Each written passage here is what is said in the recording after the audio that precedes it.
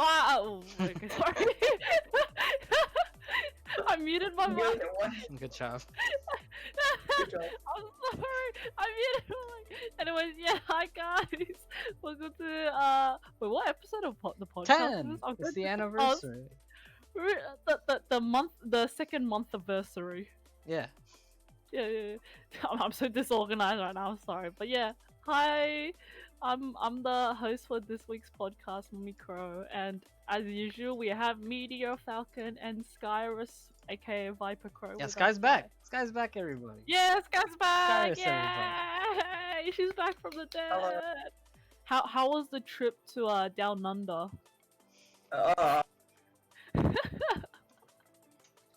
Not pleasant. Not pleasant. Oh. It doesn't feel like that. Hey, look, some trips are not the best. I'm not gonna lie. Mm-hmm. That's true. Actually, yeah. When you guys go on holidays, do you guys ever get homesickness? No. Sometimes. Sometimes I will. Not homesickness, more like. Alright, when are we going back home? Ah, you're done. You're done. Yeah. Okay, I It's less that I'm homesick and more that I'm just kind of done with the trip. Fair enough. Hmm. I actually don't know what it's like for me. Yeah, but yeah, Sky. I think for me, actually, I don't know about homesickness. It's more like, because I don't feel like because for me at least, like my home is not the healthiest of places for me mentally. Mm. But at the same time, like every single trip that I go on is always like family organized. Like I've never been on a trip that's not with my family. Yeah. True. And yes, I guess at the same time, I guess I wish the trip was done in the sense that I get access to my computer and I can play all. Yeah, see sorts and all that's that. my thing too. I'm just like, man, my computer's at home and I can just like spend like hours just like playing a game or something. Not gonna Okay, yeah, lie. I take my answer back. I don't feel homesick, but like I want to go home because of my Yeah, bills. yep. Same thing as me. True Elsword players right here. And I guess it's also that I don't usually when it comes to a trip. Usually, I don't get to pick what happens in the trip. Yeah. Heck, I Ah, usually yeah. don't. Heck, I usually don't get to choose where I'm going for the trip. Mm-hmm. Yeah. So it's like Yeah, I'm not Yeah. gonna lie, going on trips with friends is actually quite fun. But yeah, I get the same feeling where I'm on the trip. Like sometimes I'll just get fleeting thoughts like, I could be at home grinding on Elsword right now while I'm Yeah. on the trip. Like the trip could be fun. There's nothing wrong with the trip. I'll just think, man, I could be grinding Elsword right now, doing Yeah. raid and stuff. But there was definitely like end of last year. Like I've said this so many times on my streams, but like how like I went on the exchange. I played. I went for like 2 months without Elsword and I was fine. It was Mm-hmm. fine. And then I came back and I just grinded hard and it was okay. Because I feel like the Elsword content is like you can catch up quite easily and stuff, so it's okay. Yeah. But for me though, generally when I go on trips, I don't know if I get homesick or not, but it's just like sometimes I just get really grumpy during the trip for some reason, and I don't know why. Like it'll be like nothing's wrong, but I just get grumpy for some reason. I don't understand why. But yeah, so yeah, there's like fun topic to talk about. Wait, Media, did you say you had a question you wanted to ask? Oh yeah. So with regards to the Mega Pass, like I Mhm. wanted to pose the question: is this NA's solution to KR's PC Cafe buff, where since we can't go to PC cafes, instead they make it a cash shoppable item. You can only buy one a day, and it only is around for an hour a day. Funny thing is, actually, Sky and I was actually talking about that. Yes, just before the podcast started, like while we were grinding Trosha's Nest. Sky, do you want to tell Media what you were thinking? Wait, Sky. There we go. Okay. Wait, am I on? Yeah. Oh yeah. I can hear you now. Okay, so I think when it comes to it, so I guess how I thought it, well, I guess like how I came to think about it as the PC buff Mm-hmm. is someone in the official server suggested it, and then I was discussing it because, well, I guess it was mostly because they phrased it. Well, I guess like initially because I gave feedback on their original suggestion, which they then like tidied up and everything. But I guess there's also, one of the questions that were brought up is, should this be giftable? slash tradable. Mm. And I think if they want to emulate the true PC buff that the Koreans have, I think it shouldn't be giftable. I think because the Koreans have to so like too, actually. yeah because they have to like get off their like chairs at home, go to a physical location, and then pay themselves to play at a PC cafe, and then they get rewarded for playing at a PC bang instead of at their own homes. Yeah. So so I think if the PC bang buff is what they were going for, then I think it shouldn't be giftable at all. Yeah. But at the same time, I guess that also poses the problem of then this will cause paying players to accelerate their progress significantly Very true. faster than non-paying. And I guess you have to consider. But at the same time, though, like this, the same thing. That's Korea. Yeah, I feel like at the same this is time, Korea. you have to pay for PC cafes, so. So it's like, and the PC cafes are pretty like very popular in Korea at least. Like so here in Sydney, there's only one internet cafe that has L Sword. Yeah, I've only been able to find one actually. One year used to have it, so there used to be another one, but they uninstalled it, and I'm like, why? And then I started, so now I don't go to that cafe anymore. They just lost their one L Sword player customer, Yeah. But like, unfortunately, I think Go ahead. the cafe we go to is like, are they doing renovations or something? It's not open. I wanted to go there to grind for Elsa during a hot day, but I couldn't because it was closed. One day, then when I was leaving, the guy was like, "Oh, yeah, we're closed like for a week," and then we'll. Sad. Yeah. Okay, so I guess actually this internet cafe used to be called something different, and it used to be Also, you know how if you go to the McDonald's in Town Hall and there's like a stairway leading downwards? Yeah. Yeah, it used to be there. Like just down there. Oh, wait. Isn't that where Mizia is, the karaoke place? I don't know. Oh, wait! No, I know what you're talking about. Oh, yeah, actually. Where the pool tables are and stuff, yeah? No. It's directly in, so you know how if you go into the McDonald's, like where all the counters are and everything, there's like a stairway leading downwards inside the McDonald's. Yeah, I did not know that. Oh, okay. That's where it used to be before, but relocated to where it is now. Yeah, it's even now the new place it moved to is still pretty like hard to find that area. Not gonna lie. Yeah, because it's like the like suspicious alleyway. Yeah, that entrance, the entrance to that internet cafe is so dodgy. It's so shady. Yeah. You go in the elevator, the building itself like still kind of shady, but then like the cafe itself is pretty nice. The computers are nice too. Doesn't matter. As long as it can run LSOD. Yeah, as long as it can run LSOD, everything else doesn't matter. Kind of subject to computers. But I guess. Yeah, there's that. And I guess it's also how like internet cafes are so, I guess, popular as well in the sense that there's so many of them. And also I think I went back to some patch notes. So this was years ago because I was searching because I was trying to confirm the effects of the PC bang buff, and I noted that compared to VIP or something.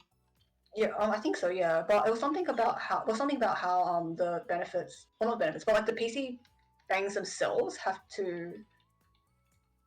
I wonder whether there has to be any sort of internal like dealings in order to get the buff to happen. Like, does the company have to reach out to the cafes to organize something to give people the buff? I don't know. Yeah, that's like you'd have to ask the developers that question. Or actually, I think I have a feeling that's what happens with it actually, especially if there's other games that get some kind of benefit when you go to a internet cafe. Yeah. Because if that's what actually happens, then it would be so much more difficult to get the PC bang buff. Like actually as an internet cafe buff in NA. I guess the best they can do is an item wall is something that you can buy from the item wall, but at the same time, like it's this. I mean, I guess it's not the same as actually having to go to an internet cafe, but at the same time, like the best you can do, the cultures are different. Yeah, I feel like if anything, like I think like just like the idea of like just having a buff in the item wall you can purchase would probably be the best way to like mimic that Korean PC buff, the PC cafe buff thing. Yeah. But it's like it's kind of like a subscription. Like in a way, it kind of does become a bit pay to win, but you're paying that money to be able to like accelerate your progress. Yeah, that's definitely a weird thing because just like That's That's true. true. But like, what is it? One of the biggest reasons that we're behind KR so much is because of that PC cafe buff that we just do not Yeah, have yeah, access to at yeah. all. You know. But obviously, like if you look at the different culture, like Korea, gaming is a huge culture in Korea Yeah, like compared to like here in America. yeah, I was gonna say before, I'm very surprised America doesn't have PC. Well, I'm sure it has PC cafes here and there, but like I'm surprised it's not like a popular thing. Yeah, Well, I don't know, guess I I guess like the typical American gamer is a lot more unhygienic casual, to say. casual. No, I wasn't even gonna say that. I was gonna say unhygienic. Really? Yeah.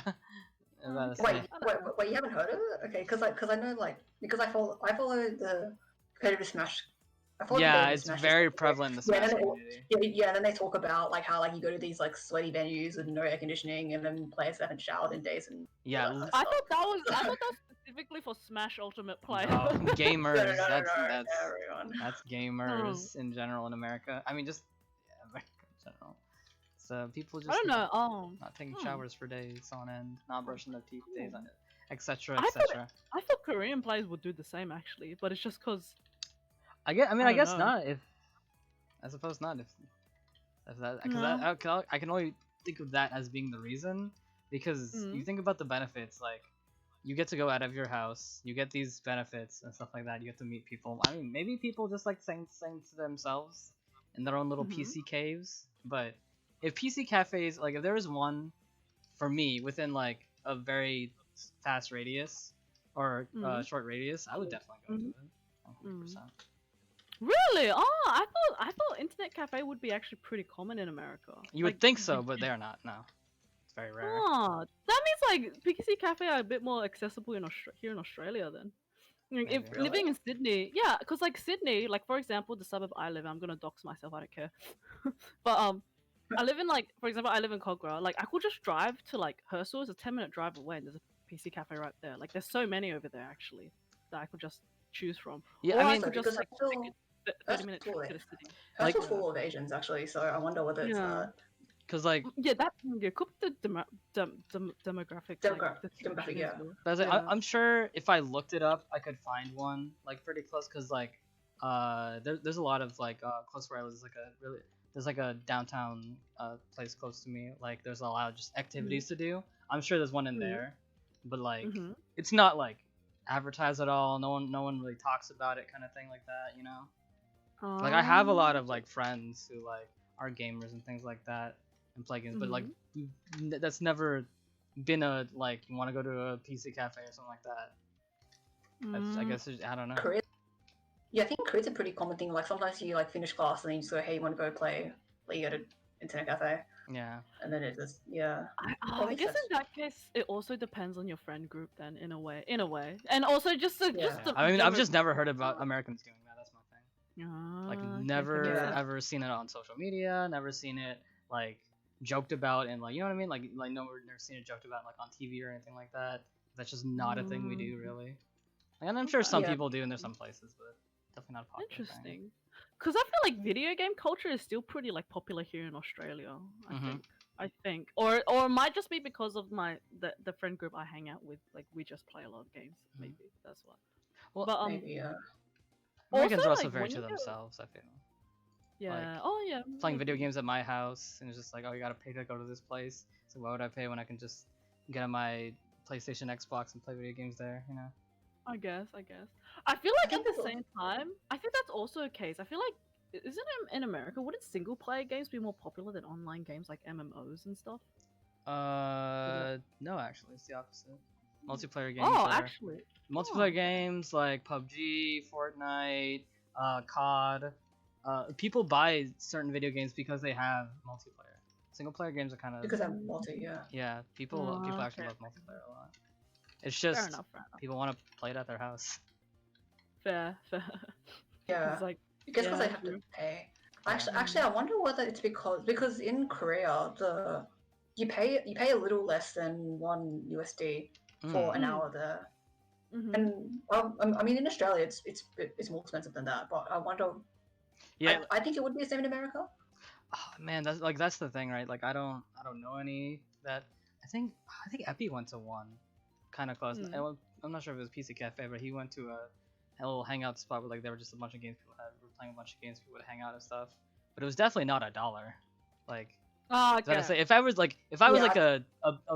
like a high schooler or middle schooler, and like it was like $1 to go to a PC cafe, I'd be like, heck yeah, because you know I just didn't have many things growing up or whatever. I think that might be the other reason then, Like because price, PC yeah. cafes are like dirt cheap in like Asian countries like Japan, Korea, Yeah, I China, have to look and it stuff. up. Yeah, and but here in Australia, it's like I think like $1 to $2.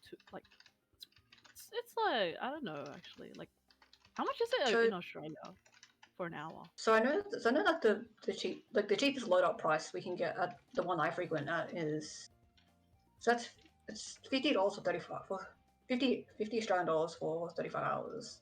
So that's Mhm. about $1.40 ish Mhm. for an hour, but that's like at the cheapest rate. So if you're loading up any less than 50 hours at a time, I mean 35 hours at a time, then you get it at a more expensive It's price. more expensive, yeah, yeah. Mhm. So I Yeah. feel like Oh, keep in mind- cheapest in oh, Australia will be like $1 ish. Yeah. Oh, keep in mind that this is in Australian dollars as well, which is like significantly weaker than The what's the US dollar. American USD. yeah, because Wow. one Australian dollar is about 74 US cents. Yeah. Okay. Yeah. Mhm. So close, but not that close. Okay, fair enough. But Interesting. wait, what was I gonna say? Oh yeah. When you go to the PC cafe, so if you pay for like, if you play there for 24 hours, that means 24 hours you're just gonna get the PC buff, yeah. And people will do that. Oh my god. People will do Busted. that. Yep. Yeah, yeah, exactly. I'm like, okay, yep, okay, pretty busted. Koreans are way ahead. Yeah, that's why That is there's such a lot of them are way ahead of us. Yeah. So if you look at like the 600 ERP person, like That's not possible without PC Bang buff. yeah, I Mm. think there are a fair amount of people in NA that like if you gave them the PC Bang, like if you gave them the option to use the PC Bang buff, like as in like take out the wallet and pay Mm-hmm. or buff, like they do it, like they just 100%. go I was saying ham- when VIP go- was go the ham like thing. Koreans. Yeah, when VIP Yeah. was the thing, people went crazy with it. Mm. Yeah, like even though the XP boost is like not nearly as much, like it's Mhm. still unlimited stamina. Yeah, exactly. So like not everyone is willing to go through. I mean, I guess like theoretically you could go to a Redder and then like just grind stamina pots there, but like some people just Yeah, that's some people rather open up their wallets Yeah, than that's- grind a Redder. yeah, Erida's not ideal. They can't underestimate the NA players. Don't assume we're not gonna grind as hard as the Koreans. Yeah. Maybe I think maybe that's I'm like top percentage of players will definitely like go for it. It's just 100%, that yeah. maybe like it's just that maybe the percentage of like not top players that might Yeah. grind for PC Bang buff might be a bit lower. yeah, we Yeah. definitely in proportion, like we'll probably have less players that be grinding hardcore, whereas Korea it'll probably be more like they'll definitely more have a lot grinders, yeah. more more grinders. But I guess it's like I think the fact that there'd still be people who'd buy it. But I guess it just depends on KG to determine is that enough people to like get a profit off of it. Is it Well, yeah, okay, that was the next question I was gonna ask. Like, yeah. let's say it's how it is, exactly how it is. 1 hour a day. You can only buy one a day. How much is this Mhm. costing? Oh, I think if anything, they'd want to base it off the. I guess you have to look at the. Well, at least like how I interpret it, how I do it is I look at the like how much it costs to pay at a Korean PC Bang, and then kind of attempt to because like there has to be some. I mean, depending on where you live in Korea, there has to be some travel cost, right? Yeah. I mean, for some people it might only be like a 5-minute walk, but for others, might have to travel farther. So you want to like weigh out What if you think that, like, about it? Like, if they're gonna go there for like let's just say 6 hours and they grind, then the traffic costs are a bit like redundant. Like, it doesn't even matter if they're gonna grind for long hours. Like, the travel costs kind of That's make true. it worth it. Yeah. Like, Okay. so the That's more they true. grind, it's more worthwhile. Okay, real quick, I found pricing for at least one PC cafe around where I live. This one is if you're a non-member, whatever that means, it's $5 Oh. $5 hourly. If you're a What? member, it's $4 What? hourly. What? And then member only savings, I don't know what this means. It's $3 an hour. Okay, $3 an hour is still pretty expensive. Yeah. So wait, Yeah, yeah, it's $5. So how much is it for y'all? The cheapest, I can only remember the cheapest rate, and the cheapest rate is like 1.4 Australian dollars, and that's close, and that's close to one, and that's pretty close to one USD. Yeah. So our assumptions were correct that yeah, and like the cheapest options is if you're a member, which is we know what that who knows what that means. Wait, this Oh, is the the men- one time where it's just like something in Australia is better priced than whatever it is in America. Yeah. Oh my god, I'm surprised actually. Hey, if you stay there for 6 hours, you get a $3 discount. Apparently. I mean, I guess okay. What? Okay, and I'll that's look so up some more. interesting. Okay, interesting. Okay. But yeah, but I was thinking like if they were to price the buff in our item malls, like in an NA item mall, I feel like 100 KC, 100 KC A an dollar? hour. Yeah, I could see that. Yeah. 100 KC an hour, I think. Yeah. And That's again, like you can what only buy one a day, and you can. Mm. Yeah, I think that's fair. I actually wonder.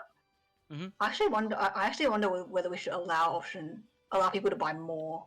That's a good question too. I mean, True. I think it should.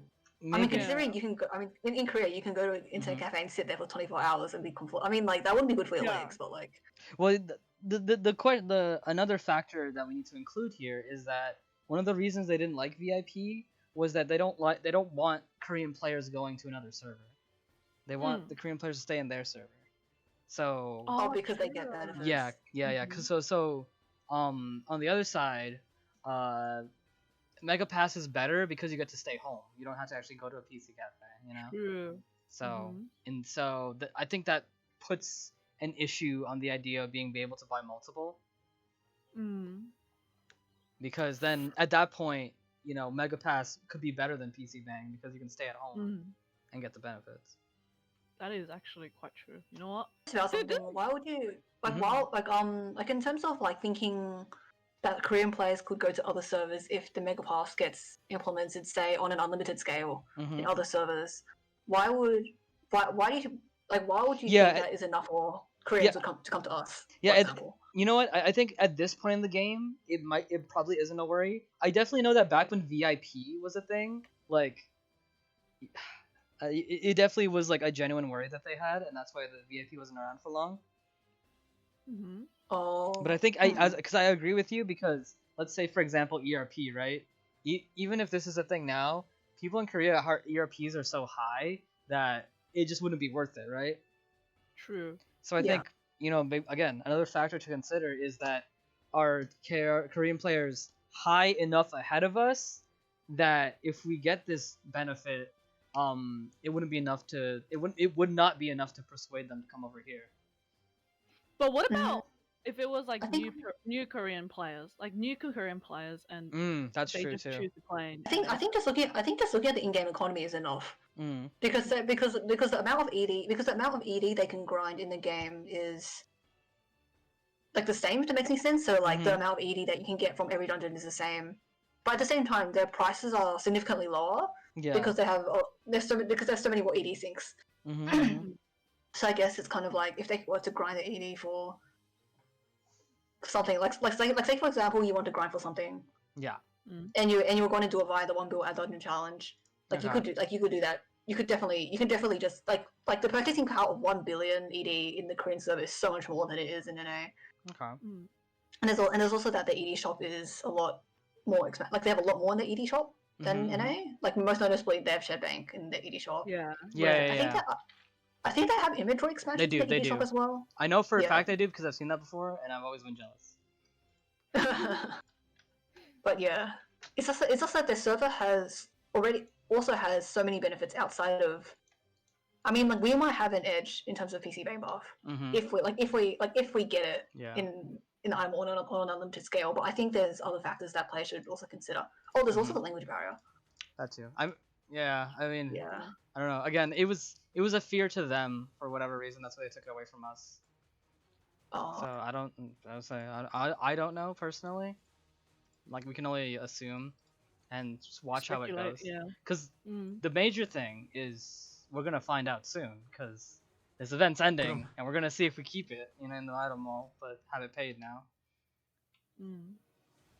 Wasn't like it would be nice just to like have it in our item mall, just for like the minority of people that want to grind harder. Yeah, Sword. having that option. If they implement it, I'd buy it 110%. They have my money. COG has my money if they implement this. No, I mean, So, it really is smart. It really is smart. You pay a little bit of money and you can super grind for a bit, you know? Yeah. You know, you make your Yeah. own event, essentially. You create your own event. Like, it really is a smart Yeah. system. For me though, I think I'd probably only buy it during like EXP. That too. Events. Yeah. Just cause I'm such a lazy grinder. Well, no, but that's also smart. Is buying it only when there's an event. It's like, okay, now I'm gonna buy this. It's just like it's really good for the game because the game is getting paid more. It's really good for you because if you're just like, okay, I can't grind all day, but I can super grind for an hour. You know what I mean? Like, I'm so busy that I can't grind the whole entire day like some other people. But I'm busy with work, but I have money, so I can super grind for like an hour or two. You know? Actually, true. It is so. It is like really good and versatile in that sense for sure. You can also have people who have, I guess as you said, like a decent amount of income, but say for example, like they might not be able to sit down. But say they might work a lot or something, so then maybe like they can't sit down for, I don't know, like 5 hours on EXP day. But maybe they can do like an hour. So maybe they're the kind of people who can do like an hour or two every day, but they can't go for like the whole 8 hours in one day because of whatever circumstances. So then if they want to, they can like do the grind a little bit every day. They can just like load up small amounts every day, and I mean, this is assuming that it's going to be a 100k ting. Yeah, and this is assuming that I don't think they can make it above 5. There's no physical way that they could make that how it is and make it above $5. I don't think so. Yeah, I don't think it would be 5. I don't think. Yeah, I don't even think. For 1 hour. Yeah, I don't. Yeah, I don't think it would ever be. Yeah, I don't think it would ever be that high. But that if they were to make it high priced, that's the highest they could go. Yeah, sure. Yeah, okay, that's a good point. I agree. Yeah, definitely. But I guess in general, to summarize, it's like if they did implement a system like that, like a PC buff in our item morph in NA, I think we'd only be like there'd only be benefits to like both KG and the community. I feel like it's not a bad idea, honestly. Well, I think it's a good idea too. I mean, it definitely gives more credence to if it's untradeable. It definitely gives more credence to the idea of a pay-to-win kind of thing, because these people can buy, like literally buy their like a double drop, double EXP, unlimited stamina event. Yeah. But you know, I think the benefits do outweigh the downsides in that sense. Yeah. I'm just watching Media wail in the background on in the stream. I want to rephrase this shit. Thanks for doing that, by the way, because right now I've struck a deal with K, and because I heard that K is she's sitting on a box on a glacier, and I basically offered to buy out her entire stock. I'm crying. The price. I'm crying right now. Don't mind me. I just want to reforce this to 18. I don't care. Media bought out my whole stock, and I sold it for like super cheap. Well, yeah, it was okay. I would have sold it for lower, but he didn't let me, so. Yeah. Crow was trying to reverse cheat me. That's how you gotta support your friends. Yeah, I want to support you by giving you a good amount of money for your services. This has to be a mutual benefit. Look, you are already giving me money because I was selling my glaciers. You're giving me ED. I'm still getting money out of it. It's okay though. Anyways, yeah. So do we want to move on to the next, the first question? Well, the first. Yeah, the first question. Yeah. I'm sorry. I mean, to be fair, Meteor did post it. I did, yeah. Yeah, sorry. We were productive. We didn't sidetrack. Yeah, second. Yeah, we didn't sidetrack in the question. Just the question itself wasn't originally asked. It's alright. So anyways, we got a question in Media's Discord server from Ace PZ. They ask, in your opinion, who is the strongest L master lore-wise? Oh. I feel like Denef, right? He's the oldest, but does that make him the strongest? Like he could be the wisest. I think he'll be the wisest. Yeah, he's a dragon, and you know he's a dragon as well. Listen, do we rank these? Let me look at them real quick. Do we rank this from weakest to strongest? Yes, let's do that. Wait, weakest to strongest. I wanted. Okay, so we have. So not counting Hernia, not counting Adrian, because they're not L masters. Okay. Oh, true. And you can't really count Ebalon because you don't really know what they're capable of. Yeah. Okay, I feel like Gaia is Weakest? probably the weakest because he's just so new. Yeah, because he's a He- human as well, right? He's the also only human. Yeah. Spoiler Oh, alert! I He's the think- only human. Oh, spoiler Oh alert! yeah. Oh yeah. I guess that's Sol's thing. Spo- Whatever. It's fine. Yeah. so spoiler alert. Oh, he's only human.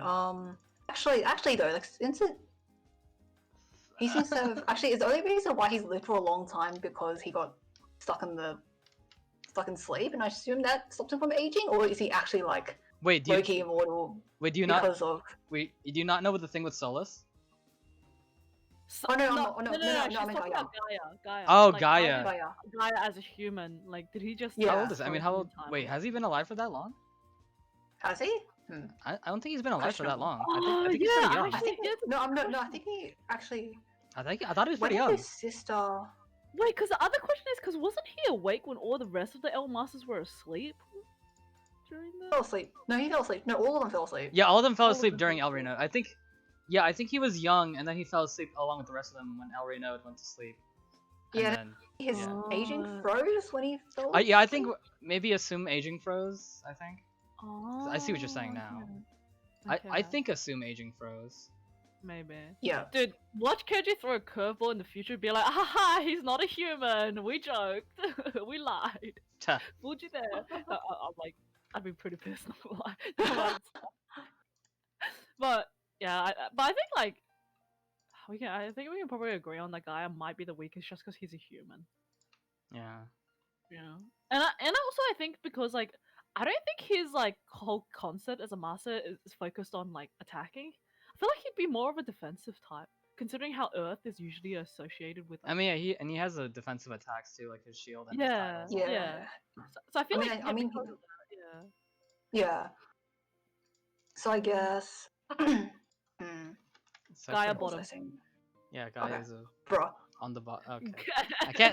I literally cannot say the words top and bottom around you guys anymore. I physically cannot. I blame Crow. What? No. Crow's your fault. I blame Sky too. Sky, we have to share the blame. Come on. No, we gotta share the blame. No. Yeah, so basically Gaia's bottom. Yeah. Okay. No, I'm joking. I'm sorry. Okay. Who would be another weaker one? Yeah, I think it's gonna be between Ventus and Solis. Okay, Ventus and Solus. That's true. Yeah. Well, I don't know. It's hard to like. We haven't really seen. Okay, we've seen feats from Rosso. Rosso is definitely one person we've seen like pretty much almost the peak Yeah, of Rosso- what they're capable of. Yeah, dude. Yeah, He's like, Ross's also half demon, Yeah, so I think that boosts True. things. yeah. Like and Mhm. like definitely Rosso's gonna be high, but also he's the only one we've seen like what they're really capable of, because Mhm. he was kind of Yeah. forced to go all out. You know. yeah, Yeah. And like besides, like that's not even his like true strength either. That's all his demonic power. Yeah. Like that wasn't even the fire. The fire wasn't even Mhm. part of that whole thing. It was Yeah, just, it was just him, that's a good point too. Yeah. But then it's just like There just Ventus isn't much and lore about Solis? them. I mean, Yeah, I guess. what is Solus? Solus's story is more about like he's good combat wise, but Mm. he has lost to the L gang like a lot, all things Mhm. considered. Sure. Like, Yeah. what is it? What if we think of it? What if we think of it this way, like the combat style? Ventus uses a bow and arrow. Solis uses a sword, and he uses a shield. Yeah, he uses sword and shield and what is it? Energy attacks. I Yeah. mean, Oh, okay, is also helped by the wind spirits, especially yeah, Lindsay. Yeah. So Oh, like in his true. second phase, he can combine his power with Lindsay's. yeah. So I wonder whether like because he can harness the power of the wind spirits, that might, I don't know. Yeah, it's just tough Oh when we haven't seen their capabilities. Yeah. But I think we should decide on one. Which one? Okay, yeah. Like, in terms of just the strongest, like I'm just hard pressed to say Rosso because he was kind of born to be a weapon in a way, at least his Kind human of, side. Like, well, rather he was born to be the Fire Master. I know that's a Yeah. plot True. point Yeah. that he was born to be the Fire Master. I guess the Mhm. main issue is just like we don't know anything about Deneth's lore. We don't know much about Deneth's Mhm. lore. Like we don't know how strong Deneth could be. Like he is a dragon, and like Yeah. if we look at Percussus, Percussus is also like he's also a raid pass, and he's also Mhm. pretty strong. Yeah. He's also pretty Yeah. Yeah. Percocet was also really strong. So yeah, so strong that we had to fight him 3 different times. Mm. That last fight, like the funniest part too, is that the last fight that we fight him, like we're not really fighting him most of the fight. We're just fighting an illusion. He just Illusion. smokes us, and then we just fight an illusion.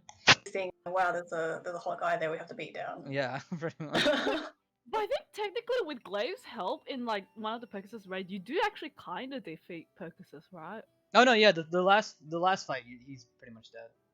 He turns into a sword. Yeah, and then he kind of like, isn't it the lore like he goes back to sleep or something? Yeah, maybe. I don't know if he goes back to sleep or he turns into the Percocet blade, or he just left it. I'm not 100% on that. Okay, yeah, true. Yeah. Yeah. Okay. Also, I what guess happened was like so I think so when you beat the last base, he like just to double check, he like flies. He tries to fly off, and then He tries to gets shot down by a harpoon. Yeah, and then Yeah. and then some energy is left, and then the sword is left there to stand. Oh, yeah. Okay. Okay. Okay, maybe I think maybe even then I think Rosso would be the strongest, and Denethor might be the second strongest. Okay. I could see that. Yeah, but then it's just between Ventus and Solis. Yeah. Ventus and Solus for being the weaker of the two. Who's weaker of the two? Yeah. I mean, in terms of their fights, I'm trying to think, because Solus when he gets up and going is a lot tougher than Ventus, but Ventus definitely has that barrier thing going on where he can be essentially immune to damage, like just in a gameplay sense. I think I'm inclined to believe Solis is stronger than Ventus. I mean, yeah, personality-wise, I think Solus is definitely more battle-oriented than Ventus is. Yeah. So I think I'll just chalk that up. I would say I'll chalk it up to Solus. Yeah, the other thing is as well, I feel like when it comes to ranged fighters, they need some kind of support when it comes to like close combat. And, like, I guess it's just yeah. Yeah, I guess it depends. I mean, Ventus is a Windmaster. He could probably kite forever if he wanted to. But, yeah, probably. But at the same time, Solis also does have homing swords. It's true. Yeah, he does. Okay, but I still think Solis would top Ventus. Solis is stronger than Ventus, I think. I think so too. But at the same time, I think maybe like it's not. I don't think. I mean, obviously, it's good if the Elmasters can fight, but I don't think it's necessary for them to be like the most powerful of. Yeah, like what is it? They go into it in their story, but each of their elements has like different attributes that like composes what they can do. And it was like I think what is it? The wind L or nature L. It has like the attribute of movement. So he has a lot of powers on the concept of movement. Like that was that's probably Ventus. That's because Ventus. Because he beat down Rosso, and it's literally, and he turns up. It's like, hey, I'm here to help you guys carry this guy back to. He has because that's the thing with Master Road is each master has a method to get into Demon Realm, and some of these methods have to do with their element, and that was Ventus's thing. So they're not only combat strength; they have other attributes about them. But for the sake of answering the question, which Elmaster is strongest? I think for the sake of answering the question, I feel like it'd be Rosso. Rosso, then Deneth, then Solis, then Ventus, then Gaia. Yeah. Probably, yeah. I agree with that too. I'm actually interested to see Ebalon's strength now, especially with that Noah being released. Yeah. Yeah. Do you see that video, by the way, Sky? I saw a screen cap of it. Yeah, they give a little bit of backstory about, and I got it wrong by just a little bit. Dang it, in my prediction. It's just like I feel like what happens like we would have like everyone would have assumed that Ebalon would be the master, but it's just because we thought that Ebalon would be like he's the baddie, right? So then everyone assumed it wouldn't be him. That like okay, so my prediction was that the Noah's part in the story is that since technically Ebalon left them to be with the Tenair cult, that technically they're down a Moon Master. So Deneth was training up Noah to be the next Moon Master. That was my theory. But as it turns out, no, Noah, I guess, was child or apprentice of Ebalon. We're not Mhm. sure about the details, but I was wrong. Lied, I just think left for him. not gonna lie, it was a bit of a curveball they threw at us because cause you know how like freaking in the story, Deneth just drops the bomb on us, just like, oh yeah, Ebalon is a traitor. He joined the Henna cult, and I was just like, what? Okay, like, I guess everyone saw that coming, but it's like the fact that he just dropped it so casually. It felt like that, like you know, Attack on Titan, that reveal where Berthold and Reiner straight up tells Eren, by the way, we're the Armor Titan, he's a Colossal Titan. It felt like that when That was Dennis weird. dropped the bomb like that. And then like, so because of that, I was like, when Noah came out, like we figured that like I guess the community kind of like decided, oh, he's gonna have something to do with the moon. But then to Well, have like because Ebalon the be the countdown thing one, was a moon, and then yeah, he was yeah, revealed after. yeah. So it was But kind then of the fact reversed. that but the fact that Ebalon was actually his master, like I'm actually so curious as to what happened. Like was Ebalon like once good and then he I just converted, I or was he always bad? I Like think just he was fooling them the whole time. fooling them the whole Like he was a time. double agent. Yep. I think he No, was fooling God, them the whole time, and Noah's one of the people he was fooling just to keep up a good facade. that's just like a. Oh, okay. Okay, and then I think the question becomes like, is he like an Aizen from Bleach, or is he like Itachi Uchiha from Naruto? Oh, where he was actually good all the time, by the way. Yeah, yeah, like he was actually good all the time, but he's just being a double agent, or is he like Aizen, where he was actually bad all the time and he just fooled the good guys that well? I think he fooled the good guys. Ooh. It's interesting though. I'm actually like interested to see where Keiji goes with Ebalon's story. Not gonna lie. I mean, it's an interesting character because off the bat, it's off the bat, he's either against the main cast or he's gonna find out kind of thing. Well, I mean, it's just interesting to see what would happen because he's obviously in a state where he was, to put it bluntly, friends with the villain, so to say. True. So that automatically is True. going to create conflict between him and Deneth, and then him with the L gang. And it's just like to see where he can go from that. Like, are we gonna get a main character that's a bad guy? Like, maybe, I don't know. Cause I don't think we ever had that before. We've had Raven, but he was previously a bad guy. We've never had a main character that's actually a bad guy. He like, I don't even think Raven was always a bad guy. It was just like he lost his way, and then he found his way. It was when he got controlled, and then it was just, Yeah. You gotta think of it. that. Yeah, he was under the influence of mind control. But that's the He was closest trying to we've ever resist gotten. it. Yeah. True. But yeah, true. Like we don't actually have like a character that was like actually started off bad. Also. Because I could see him hating Ebalon for tricking him, or I could also see him hating the other L Masters because he has such fond memories of Ebalon, or what have you. That's another good question because about like Deneth's reaction. Because Deneth, when he told the Elfish party that Ebalon was a bad guy, he seemed pretty like uncaring. He was like, "Oh yeah, Ebalon's a bad guy." It seemed like he either didn't care or he saw it coming, or like Ebalon's a double agent and he's just like spying on the Henna cult for the Elmasters, and Deneth knows this. But it just seems like Deneth just didn't care about Ebalon being a bad, like converting to the Henna cult or whatever. So I guess that's one thing that's a little bit sus, but I don't know. I could just be overthinking. Who knows? All right, are we good for that question then? That wasn't even a question. We just brought it up. Yeah, we just brought up. Yeah. Oh no. It's okay. It's okay to sidetrack. It's fine. There's more questions for us to answer next podcast if we sidetrack more. Take our time. Oh, did we ever get to that? Wasn't there one question someone asked in the last stream that we didn't get to?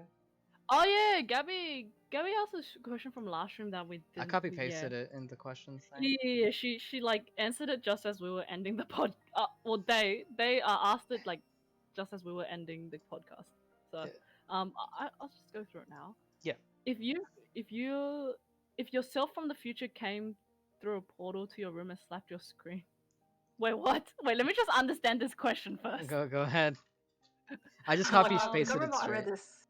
I remember I read this one because you guys copy pasted it. So I was reading it last week. Like a couple hours after you guys finished, and I was like, Yeah, I'm yeah, sorry. I'm reading. I'm like, I'm reading it out loud. I'm like, what am I? I didn't even read it, so sorry. Okay, I no, just it's copy okay. It's okay. I pasted it. understand. I understand what Gabby's asking. Okay, So okay, okay. Gabby's asking. So I guess the question Gabby asked is like, if your future self came back and told you to switch characters, to change characters, but media changed the question to change from Nova Imperator to Rage Hearts, would you do it? Or Changed like, from would you Nova feel? to Nova to Rage Hearts? Yeah. No, Would slap you him switch back. off? Get out of here. No. But what? It's your future self. Like maybe something happened in the future, and they No, want you. They came back to tell you to switch before no. you regret it in the future. Really? Okay. Dude, media's pulling some Emiya versus Archer shit from Fate Stay Night series right there. Just disagree with your future self. Well, Why is that? Because Emil was there to hmm? basically kill Shaw, right? So then he, right?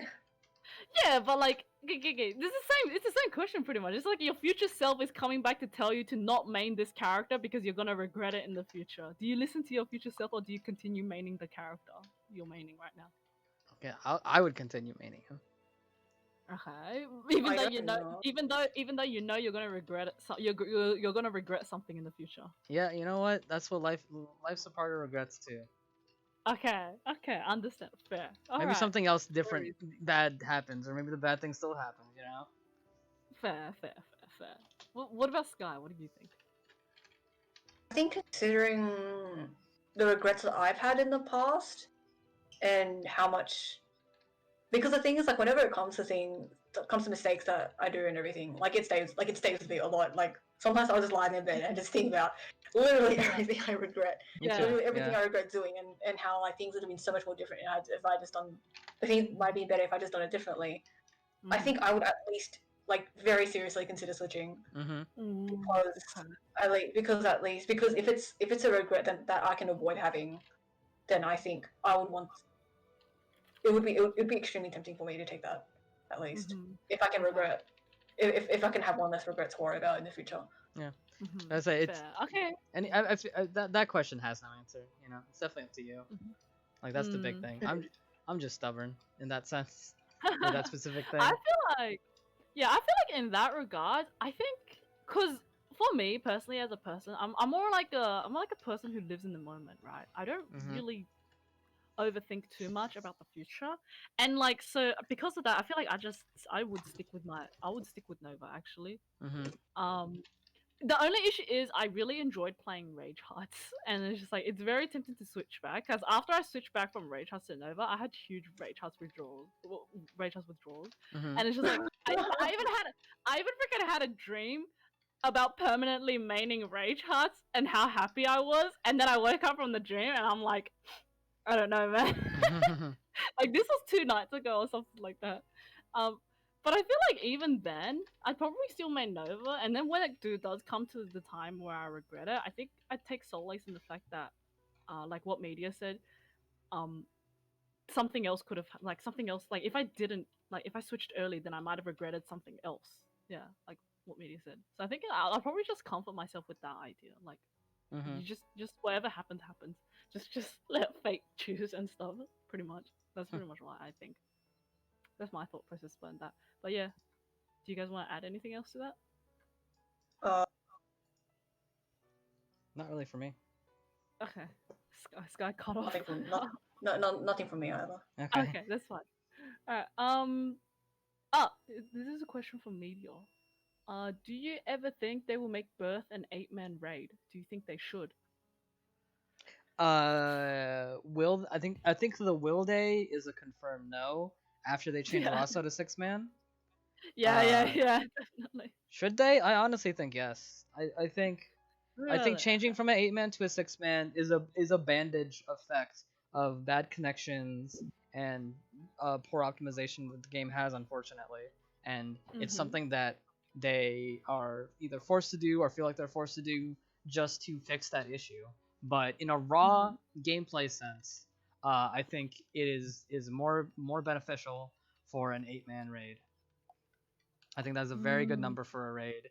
And yeah, I think this change to 6-man is not for a gameplay sense. I think it's for a connection or unstable game sense. How different?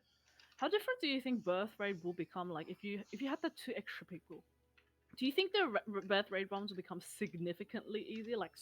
Yes. Like I think so. Yes, and yes. Like say for example, you could bring 2 more buffers with plus 12 FOJs and perfect gear. Like. Oh, okay. Yeah, because Just think about that. Because the thing with the thing with Berthe Raid too is that the mechanics in Berthe Raid are at least in the last phase are like very like 2 people kind of get secluded out to like do cages like black black aura buff, white aura buff, or whatever. So having 2 extra people be hitting the cages or 2 extra people available to get those buffs, I feel like that would just help. And then like the orbs too, like the ones that Berthe summons in the second fight, you have more people hitting the orbs, like each people on another extra person on each side. Even if they buff the health, obviously, because you could just say they buff the health. Just having that other person there, that means you could have an extra buffer on either side. Okay. Yeah, true. I agree. Actually, yeah, you're right. Depends on. Well, I guess on the one hand, like I think like Mio said, like these people are not only bringing in damage, they could be bringing in other things as well, depending on what your comp is like. Like say for example, if you take K's party, and then imagine adding Ada Sage and Oswalter onto that. Yeah. Like, and then I think since the new Ada Sage buffs, and both of them are now like very sizable DPS classes. So then like you're just there, like not only can they output DPS, but they also significantly boost your party's damage. So I guess like just thinking about what can happen. I guess yeah. I guess in a way, like Vladimir Raid, the 8-man raid, it kind of introduced us to this idea of making parties for raid and just like we had to figure it out. Yeah, and then I guess it's just like once we knew how to make the party and Berthe Raid came out, like I feel like if we had a party of 8 for Berthe Raid, like imagine how like hard this dungeon that Koja would have to buff Berthe in order to make the dungeon difficult for 8-man raids. Yeah. Considering how like strong everyone is nowadays. So I'm just like, maybe like they lowered the number to 6-man because just to cater for that as well. It's just like because if we had an 8-man party, like it'd be way too strong. People would be way too strong. They have like. I don't think so because the thing with Berthe is that even if you make his even if you make his HP higher, having more variety of buffers will just outweigh that. I think. True. But I feel like yeah. No, but what I was saying is like if they had like if Berthe was an 8-man raid, then wouldn't like and Keiju wanted to make Berthe still a very challenging boss. They just increased the HP cap, right? Probably, yeah. I feel like all the mechanics would say the same. I think they increase HP and I think they generally just increase HP and they also might have some. I think they might also make some mechanics like more. I mean, the easiest way you can do it is just increase numbers. Like maybe make Berthe do more damage to cater for the fact that that it's possible for you to bring in more sources of reduced damage, or just make it do. My concern is there going to be an issue with numbers getting too big? Like, is there an issue? I'm about to say I don't think so because all that really does is just like extend the fight longer because once you get into a pattern and a flow and you know everything that you're doing, unless a glitch comes and messes it up, you're not, nothing's gonna go wrong essentially. You know what I mean?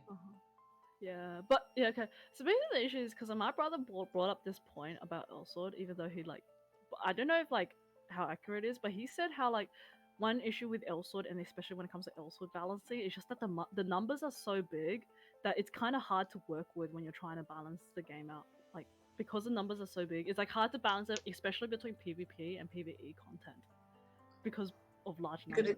Because of much lesser numbers, or I don't think that really matters because because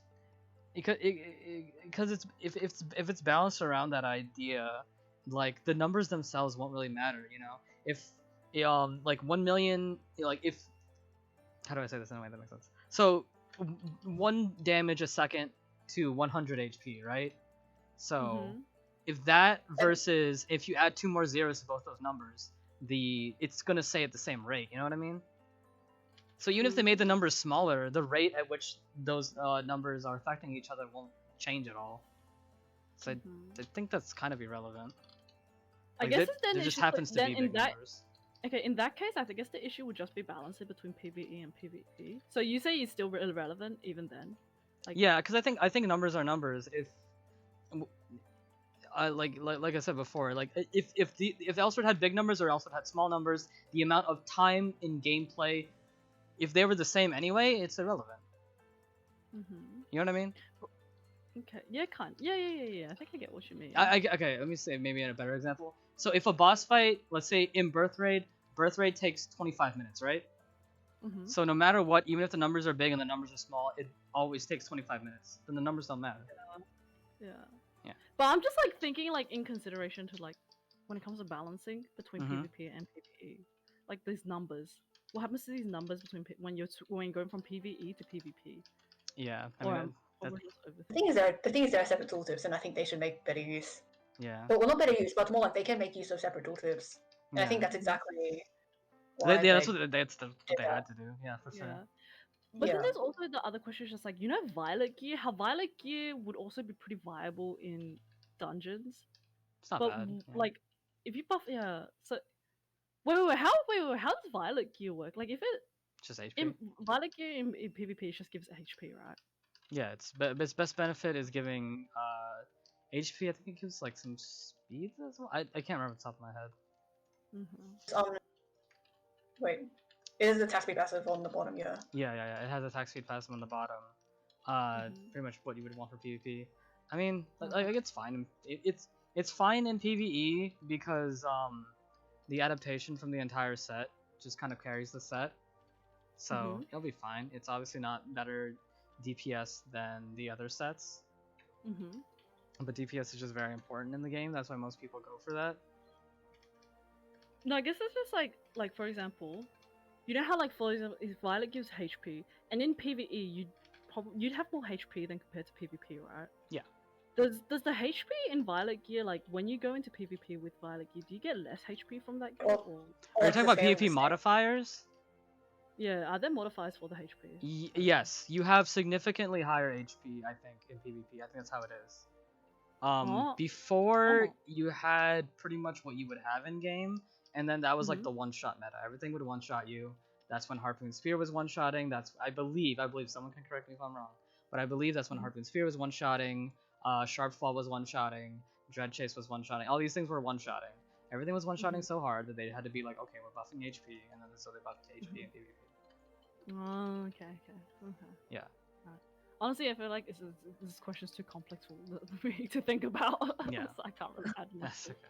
But, actually, I was wondering, what is one thing you really hate about Berthe Raid? Is there anything that you really hate about Berthe Raid? Like truthfully, I just blanket statement. I just hate all the glitches / unfair situations that can happen. True. Okay. Yeah. Fair. The one that I can think of that I've legitimately experienced is that both bosses in the first fight, can both use their super attacks at the same time, and in that situation, one person is gonna die. That's unfair. Sky, do you have anything you hate about this one? Although when it comes to glitches and things, the main thing I can think of is the 15.6 phase 3 desync. Yeah. So I think the desync is the one thing that's. I guess you can play around the desync. But you shouldn't have to, you know. Yeah, you shouldn't have to, because it's not supposed to be there. So basically, pretty much bugs. It's just the bugs. And I mean, it also has like if that doesn't count, if that legitimately doesn't count, I would say Orb Phase is stupid in the second fight. I just don't like that as a concept. I don't.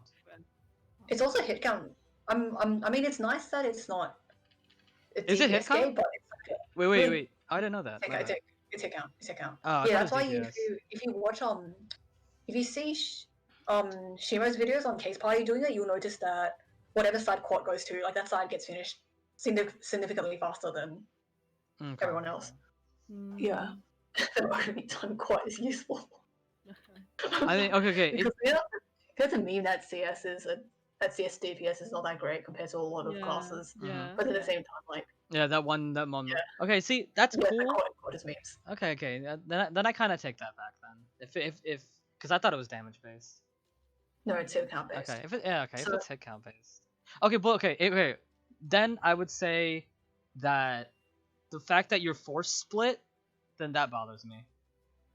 Because if you can split your own self, if you can okay, let's say when Berthe does that attack, he creates 2 portals, a white and black portal. No, he just creates a portal, a black portal, and then people who go to the black portal go to the other side. You know, you choose. Then it could just be like, okay, these 2 people have really good hit counts. Yeah, these 2 people have really good hit counts. So you go over there, and we'll stay here. You know. Also, then you don't get your blue and your radiant soul and your Yeah. you don't get like all the on one side. And Yeah, exactly, time, exactly. Yeah, I guess it's all like you're not multi hitters, and then you're because that's not up to the player. You know, the fact that the game forces. But at the same time, though, you could argue that you can play around it because it's only a soft cap. Like you take damage, but you can also res cheese it. You know, obviously you can also res cheese it. I believe. Yeah, that's true. Yeah. So then. I don't know. I mean, it's not a huge issue I have, but yeah, if I'm looking for an issue, that's one. I think it also would be nice to lower the hit count on the orb because as of now, like, even if you have like Code Sario on your side, you'd still be tanking the majority of them. You'd probably only be able to kill 3 or 4. Really? Okay. See. Okay. Yeah, it's actually if you watch Shimo's streams, like I think definitely the majority of them explode. Okay. So I think I have a problem. Because you can't control your hit counts. That's something in your character. That's not something you can improve. You know what I mean? True. Like that's actually nothing you can do to improve your hit count. Yeah, in regards to characters, then, when you compare between Van Raid and Berthe Raid, which raid do you think is more class friendly or class inclusive? I need to think about old Berthe Raid because I can't compare current to old. You know what I mean? I can't compare current Berthe to current Rosso. You know, I mean current. Yeah, current Berthe. Oh, that's true. Yeah. Because. So you go. So maybe you go like on release. Yeah. So maybe you go like on release Rosso with the whole. On release Rosso versus on release Berthe. Yeah. Oh, I need to think. What was the question? But also the other thing, it was just like between Van Raid and Berthe Raid, which raid do you think is more class inclusive? Yeah. Class conclusive. Inclusive, yeah. I guess the other issue is like Van Raid, but right now it's an 8-man raid, so you can bring more classes. That's true. So you can bring That's a big factor. Yeah, so you can bring a larger variety. So obviously, I guess in that case, the Van Raid would definitely be more class inclusive and class friendly. But at the same time, you also have to consider 12.5 Phase 2 on release. In that one, like if you didn't have someone to round up those orbs, it was like almost that's true. You had to get. You needed a gathering. You needed somebody with gathering.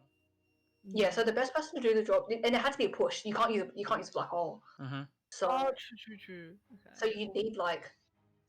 So Apsara was obviously the best option because you could cheese wheel it. Yeah, you Lotus. True. Yeah, Lotus. Yeah. I think I feel like there was another class that could do it, but other than that, there was Nova, Imperator, Ifrit Flame. It pushes a little bit. It only pushed a little. It pushes like the slight, like the orb will like budge a bit, and that's it. Almost as much as Candy Blade. Yeah. So back in the day, the orbs were very, very hard to gather, and they weren't affected by black holes either. So you couldn't just sit there with like use neutral bomb. You have to push them all to a corner, and then So at that time, Apsaras were very, very, very valued, and it was quite hard because the orbs also acted as a bit of a DPS check because the orbs heal if you kill the ball. So then like if you don't have someone to round them up efficiently. Or, I mean, I guess you could brute force it, but at the time the HP values were very high and it was extremely difficult to brute force. That's true. Rosso has 2 DPS. Rosso actually has 2 DPS checks. It has that one, and then it has eyeballs in phase 2. Oh, 12-6? Yeah. Oh, that's right, yeah. You had to deal with that healing. Yeah, because back in the day, you had to kill all 4. You had to kill all the eyeballs first. You had to kill all 4 of them, and then you kill them, and then you go to the boss. Yeah. Because I think now you can DPS it faster into its second phase. Yeah, because you could do this. Or killing, because now you just skip. Because now you can like very easily skip into the insta kill thing. Whereas back in the day, like that was almost impossible. Like you needed like an absolutely decked out party to be able to get the skip off. Yep. So there's also phase 3 in 12.6 that had the shield. The shield thing that you see around it now that protects it from damage, that used to be damage reflect. Yeah, that too. So then like you have ravens like not daring to hug the ball, like just running the heck away. your core spark would kill you. I actually did have that happen to me. Yeah. Core spark killed Oh me recently. no! Yeah. Oh no! Sad. So when the boss approaches the 60 bar rate, everyone's just going stop, like you get killed. That's it. Also, because the damage effect existed, so you know how like nowadays you can have classes that have combos that can cross over, Mm-hmm. but Yeah, you because couldn't do those do that, damage, yeah. you can do that. Everyone had to do the jump. So there's also 12-7 phase 1 also used to take significantly longer. Yeah. But I guess But that's not really class gated. That's true. Yeah. Yeah. 12-7 is not really class gated. It was just harder. It was just It was skill just gated. harder. Yeah, It was just just skill. harder and longer. Yeah. Like I guess like gray spikes, you definitely had to get rid of gray spikes back in the day. Yeah. Like you definitely had to focus on those moves from True, the you definitely needed someone specifically for and that cages command. too. Oh my goodness, cages. Yeah. Oh, the cages, holy Yeah. crap. But like, I guess Rosso with cages, like you can have like a good variety of people. Mm-hmm. I mean, then again, what's class gated in Berthe? Like, what's class gated in Berthe that's different from Rosso? I guess is my main question when it comes to that. I guess question. it's just like when it comes to Berthe, it's just like there are definitely parties that would prefer like different classes. Well, yeah. I'm just saying that like the it's classes that Berthe needs are the classes that what Rosso when it first came out also needed, so they overlap. I wouldn't say the exact classes needed were the same, but it was more like the reliance on said classes are. Yeah, I mean like I meant like both classes needed the super armor, both of them needed the healing. If both classes had like add resurrection, that was good. You know, etc. etc. You can keep going. I guess the other thing is just because Van Raid, a lot of the stuff ignores the add resurrection, the Mad Paradox resurrection. That's true too. Yeah, you know, yeah, that's a good point. So that makes Berthe actually a little bit more versatile. Oh, yeah, that's right. Yeah, because Berthe doesn't. Berthe doesn't do HP burn. Berthe doesn't do HP burn. Oh, okay. Rosso does a lot of HP burn on each of his super attacks. Also, what about Code Ultimate? Was Code Ultimate more preferred in one raid than the other, or was it just like same? Because I know like Code Ultimate gets was when Berthe Raid first came out, like a lot of people were recommending like bringing Code Ultimate. Was that the same for Rosso Raid? Not for the damage reduction actually, for the power. Yeah. For the power. Her atomic shield used to have a damage amp. Okay. Oh yeah. Her atomic shield used to have atomic shield had a damage amp back in the day. So then because of that, she was valued not as a defensive buffer, but as an offensive buffer. Yeah. Okay. Makes sense. Yeah. Okay. I guess the only class I can think of that's different is like Mad Paradox. Yeah, and that was and that makes Berthe more versatile because Rosso has HP burn. Berthe has no HP burn. I think you also consider the whole like. Well, I guess the cages are like the same because like they were both quite hard to kill. More or less, Yes, so those kind of cancel each other out. Yeah. Something. Oh, Berthe also has the skill. Skill ban. Okay. Skill ban, yeah. So for example, if you take a class like Kosaro, where like pretty much all her damage comes from bravery. So as soon as your braveries are locked out, it's just it's like she could AFK and. Yeah, might just AFK. Yeah. Rather than stop playing. I'm about to say I in the one try because I don't really want to do 15-6 or was it 15-6, right? Yeah, 15-6. Yeah, I don't have a desire to really do 15-6. So the one run I did, if I ever got strength or bravery band or both, I just put on Crest of Master Road and threw grenades. Like, I'm gonna be honest, that's all I did. But I guess at the same time, like pretty much all classes have an extremely high reliance on a single tier. But at the same time, you don't have many classes that are like Sarah where literally all her damage comes from. Oh, okay. Braveries, yeah. So like for example, if you take Nova, like he steals a Warlock, he steals Harpoon. Yeah. Like Sarah has like literally nothing outside of her Braves. Yeah, and you do have those characters that do have at least 2 decent tiers. Yeah, like I think Innocent's a great example. Yeah, Innocent, Apsara. I think it's as rarely as you'll find a character that's heavily reliant on one tier is almost as rarely as you'll find a character that has something in almost every tier. That has something good. You know what would be nice to see more characters with like stack strength or something like that. Just more diversity I in that mean, aspect. like Count that's on 2 hands. let's say that that was the thing back in the day. Is like you can make the same argument back in the day when it was the strength meta. You could be like, oh man, I mean, people said that too. It's like I wish braveries were like more better or more important. Is True, Yeah. yeah. But the reason I say that now is because Berthe Raid has that skill ban, and it'd be nice like if they had that skill ban, and just like because you know how the idea like if you're a strength meta character, you're kind of considered like worse off than the bravery meta. But like if Berthe Raid has that skill ban thing, then if we had more strength classes, it wouldn't be a big issue since they'd come in handy if Berthe bans bravery and doesn't ban strength.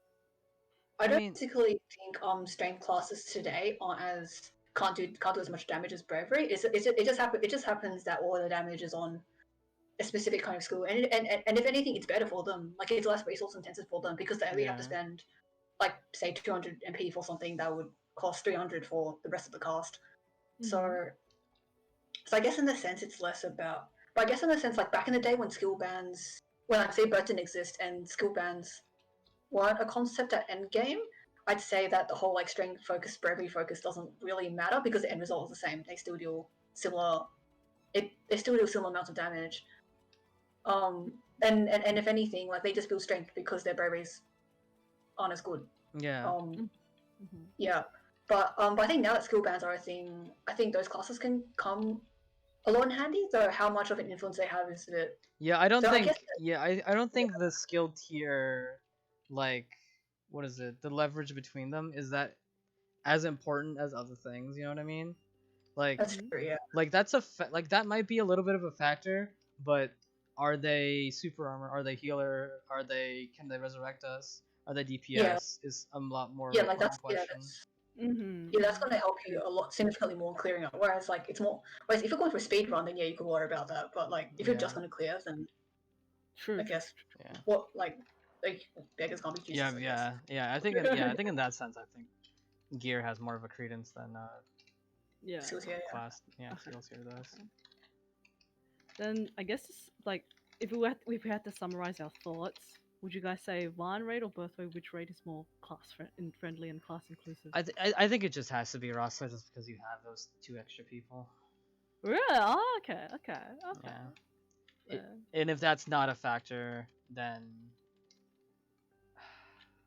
I mean, I think for me, I'm just thinking of 12 Phase 2, like just that, because it was almost impossible. Yeah, that's true. It's not possible to clear without like literally 3 classes in the game. That's true.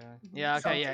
If you're not including the idea of 2 more people being there, then I would say Birth probably because that is true. Yeah. Because yeah, you got a hard check. Just because of that phase. I mean, I'm really glad that eventually they made the orbs like black holeable. Black hole, yeah, black holeable reduce their HP. It also makes them like knock. It also makes them very like it makes them a lot easier to move as well. Like you could ifrit them and you could actually send them like off screen. Oh, okay. But also, back in the day, if you ifrit them, they just budge twice and that's it. Okay, and also a big point that Berthe is just a more well planned out boss is that Rosso Raid got nerfed like quite a bit, quite a bit, like a lot. Like, yeah, to the point where we pretty much just skipped the orb phase now. Yeah, like we can skip mechanics easily now. Yeah, it like in terms of Berthe Raid hasn't had, I feel like, any mechanical changes. It's had glitch like fixes and like unintentional fixes. And like the cages got debuffable. Yeah, the cages got debuffable, but they haven't changed HP at all. I feel like that's like one of the biggest things is that they've never changed HP in Berthe Raid, and that's one of the things they did multiple times in Rosso Raid. Wait, really? Like But this exists for 2 years now. Yeah. Berthe came out a couple months ago. Yeah, Rosso. Yeah, that's what I was thinking. Like, yeah, like Rosso, like almost every other month, they would get an HP decrease in like a lot of things. Oh, yeah, actually, yeah, because the first. Oh, yeah, that's right. Yeah, they didn't nerf the mechanics until much later. Yeah. They started off with HP. Yeah, one of the first things they would ever do is just like reduce the HP, and then they reduce the HP again, and then they start changing it mechanically. But the fact that Berthe hasn't had any HP changes means that it's what they want it to be. Or okay. Yeah. Okay, fair. Hmm. fair. That too. I feel like But this- that's another factor. Like real quick, is I feel like more people are clearing Berthe now than we're clearing Rosso then. Definitely. Really? 'Cause Huh. I see Well, 70 on the board. I actually don't. Yeah, not gonna lie. Like when Van Raid first came out, I wasn't that active in the game. I was a bit like in and out. I was a bit casually playing also. It wasn't until this year that I actually start hardcore paying attention to everything in the game. Okay. Even though I've played this game for so long. It's okay. But I guess that's it. That's it. That's all we have for that bit. The Berthe Raid segment. Was this guy gonna say something? I feel like I interrupted her. God, did you want to say something? I feel like I forgot it. Right. Uh, We're talking about what is it? oh, the amount of people clearing. Yeah, Like, yeah. I feel like the geared community has expanded a lot since Burst. Like before, you'd have people, you'd have like a couple. You may have maybe like 30 people. Like if you Yeah. can, like if you think about the extremely early days of TJ's raid server, it used to be a server of friends only, Yeah. and then it may have had like 20, 30 people, and they usually and they were usually like the most geared people in an A. That too. We also have like Also- more social systems now than before. Yeah. I also wanted to say add like because you know how adaptation system was new and then they introduced the Van Raid. Well, that's And, true. like yeah, because adaptation was so new back then, and they introduced Van Raid, and then I guess the other thing is just like because with Birth Rate they didn't really introduce a new stat, and Yeah, we they- still use adaptation for Birth Rate, so I guess we I mean, we it's were capped now. more It's capped prepared now, for it. but Yeah. Well, now now Yeah. I guess that's the difference. Is like now we Yeah. have to cap it. Before we didn't have Yeah, to. yeah, yeah, It was Yeah, just yeah, like yeah, if you yeah, had that's- adaptation, that's Yeah. good. But I Yeah. guess in a way we were still more well prepared because we already had that adaptation stat. Like before, we didn't even have adaptation. We needed to like, I guess, account for that. Like when it because using Could be. Aero gear in Farnham, it Yeah, was. I think it's many factors. It's definitely one of the factors. Yeah. Like one factor I can think about is that we know how to make raid parties now, and we know all about Yeah, raid yeah, parties. yeah. Like Yeah. and there's also that Cog now have like all the feedback and everything they got from Rosso, so then it's not like Yeah. they're going completely blind. Yeah, yeah, yeah, yeah. Yeah, that's why Yeah. that's probably why I had to like nerf Rosso a lot. Is just because like they put the boss out It and was they the got a first good time feel of it, and it's just like okay, Yeah, yeah, yeah. it's like this is not what we expected, so we have to change some things. Some more Yeah. people clear, I assume. But Yeah. since they haven't changed it yet, I'm assuming that they're happy with how it is. Rosso's like the test phase that actually turned out pretty good for a test run. So It's for a test run. it took a while though. Like I Yeah, do remember. I do have memories of early Rosso, and it's not pretty. Yeah, It's really it's not not pretty. fun. But that's it. I mean, But Go ahead. I'm No, no. masochistic, so I like it, but I I imagine mean, 99% of the I wouldn't like it. yeah. Yeah. trial and error. Eventually, KG got it. It's okay. It's pretty good. They got it. Yeah. Yeah. Also, I just want to bring up, it's like it's been 1 hour and 20 minutes, and we got through 3 questions in total. But they were good, They were good good. beefy questions. They were. Yeah, maybe questions. We didn't get sidetracked. We just spent a long time on each question. Yeah. It's Good alright. Okay. things. I guess like to take a break from all of that thinking. Demon Hunter asks, what do you think in the new IB which increase? What do you think Oh, of that's the new a IB? Darkness Sculpture. Darkness Sculpture. Oh, I thought he was talking about Aerogos. Dude, I'm so like out of track with these ice burners. Wait, Dark what's Demon Sculpture? Hunter? I think, well, at least how I interpret the question is what would we think of? Actually, does Darkness it does. Sculpture have more defense? Okay, so I think That's what its weapon does. the thing is you get Darkness Sculpture. Is it the 5 out of 5 or the 4 out of 4? I'll have to look it up. Okay, because I know the weapon has. has ignore defense. Oh, okay. Yeah. I think if anything, if you cap ignore, if you get something, it's not for the ignore defense. Like the ignore defense is the nice cherry on top. Yeah, like Oh, so- so wait, real quick, just for people who are just listening on YouTube and can't see this question, the question is like Demon Hunter asks, is like in the Dark Sculpture IB, what do you think? Like, what if they increase the ignore defense to maximum? What do you think about that? I think that's what the I question think is. it's more like, what do you think of the new IB, which allows you to cap ignore Oh, defense? okay. Yeah. like or at least it gives you another source of ignore defense, so then you can cap it. At least that's how I interpret it. yeah, I say that's an old question. So the person asked it might not be around. So to get clarification, which increase ignore defense. Yeah, I think what Sky said is right. an IB that'll give you enough ignore defense to meet the cap. Yeah. Like you get it for other reasons, I think.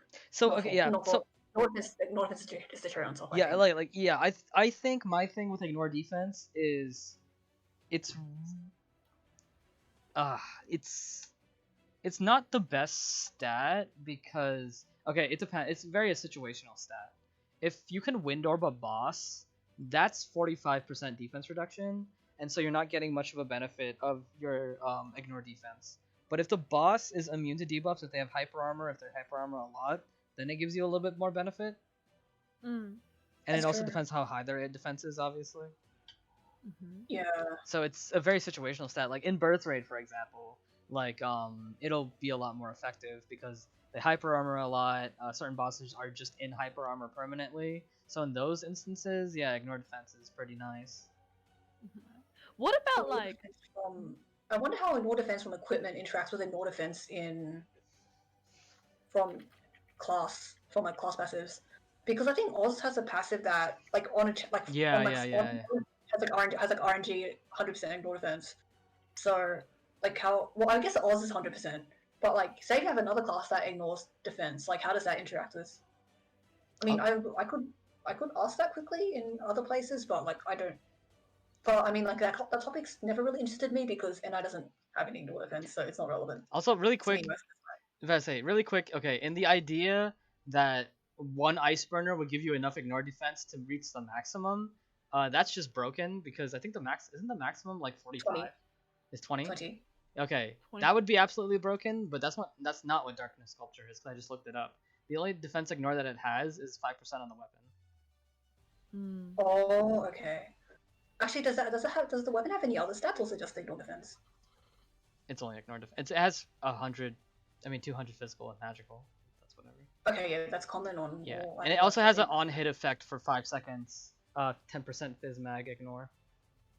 But okay. that's irrelevant if in the situation I posed. It's like if they're debuffable anyway, just throw a wind orb. Like that's 50%. True. But like Yeah. since Berthe Raid is a new raid, and Berthe Raid is like most of the time they're in hyper armor, right? 56, yes. Yeah, well, I was 55, just talking about the proccing effect for that really Oh, quick. proc. Oh, okay. You can't proc debuffs on bosses that have hyper armor. Ah, okay. Yeah.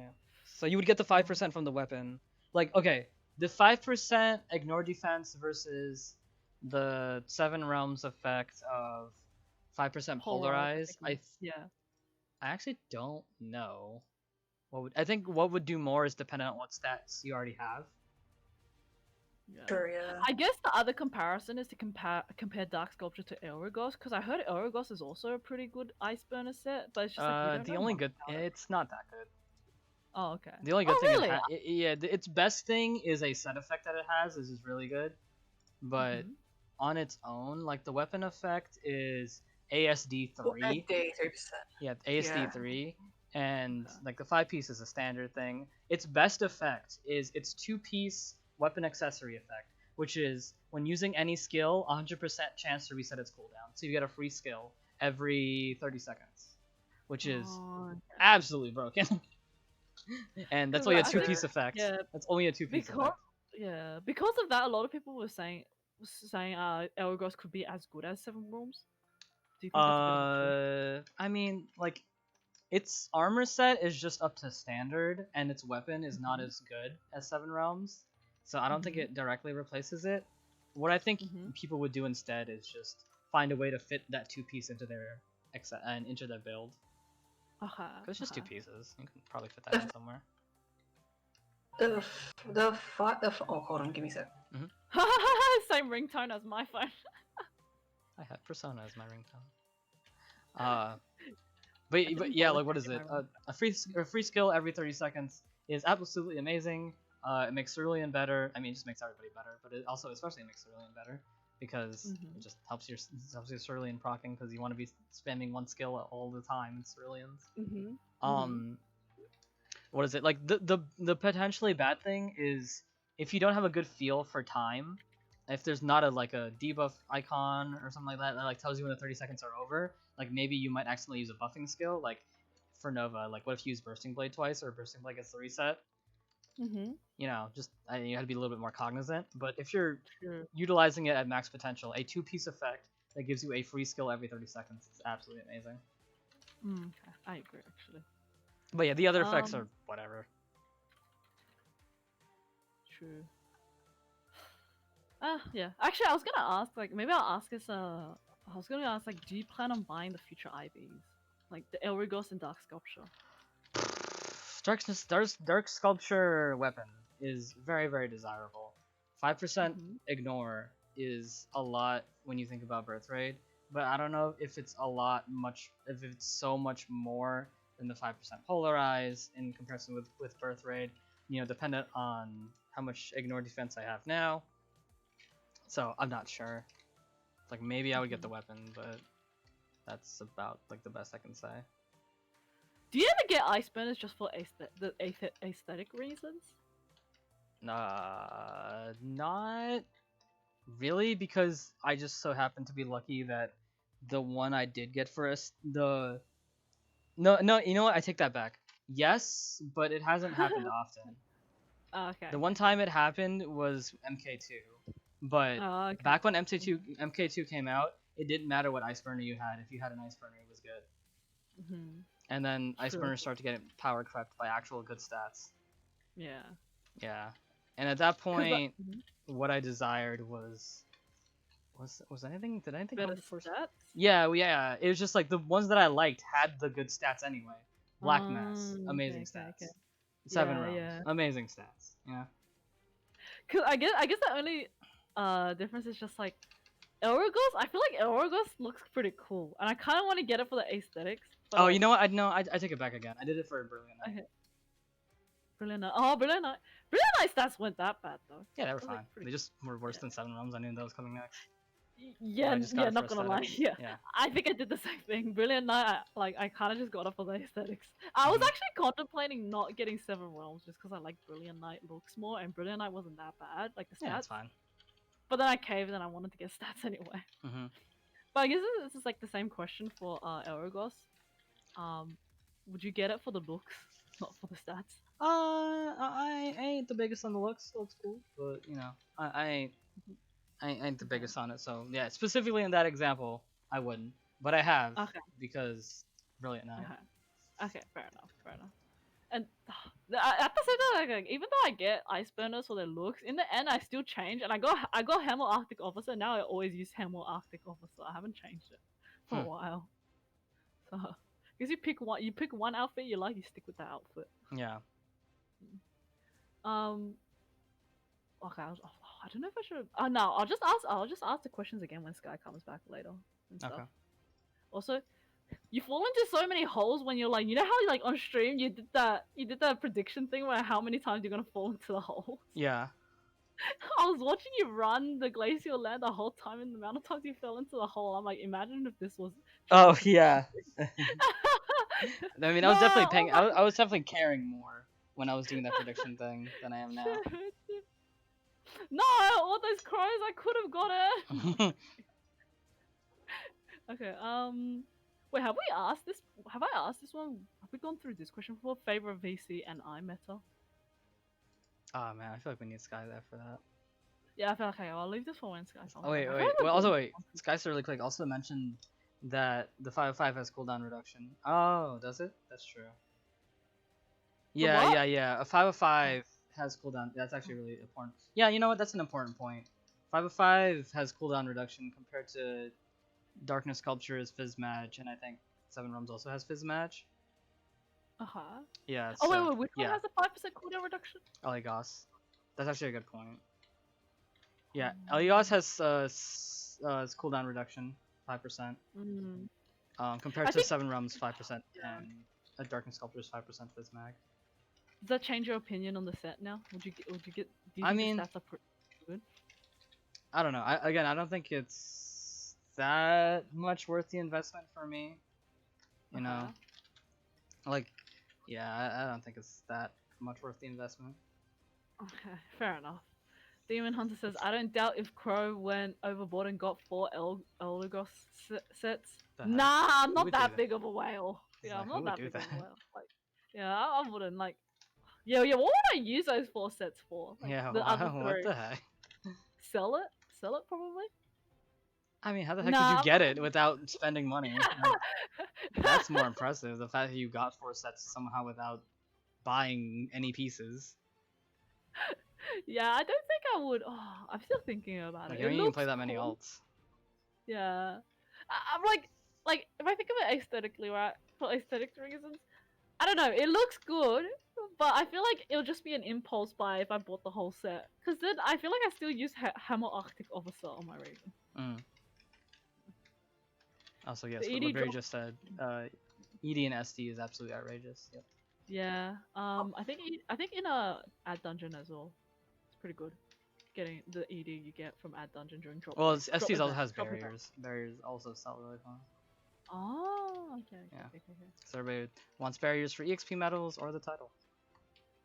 Apparently, with if you're doing the drop break grind in Void Dungeon, you're getting like 1.4 million per ED per run, as well. That's cool. 1.4 Welcome is back. if. Oh, thank you. Sorry about that. I had to get a call. It's all good. No, it's okay. 1.4 is. I can't remember the exact numbers for this because I did do the challenge some time ago. So Mhm. because I was getting around 1.2, 1.3, Mhm. like almost 1.3. But I know I didn't have all the. Actually, I think you only get 1.4 if you have the golden accessories as well.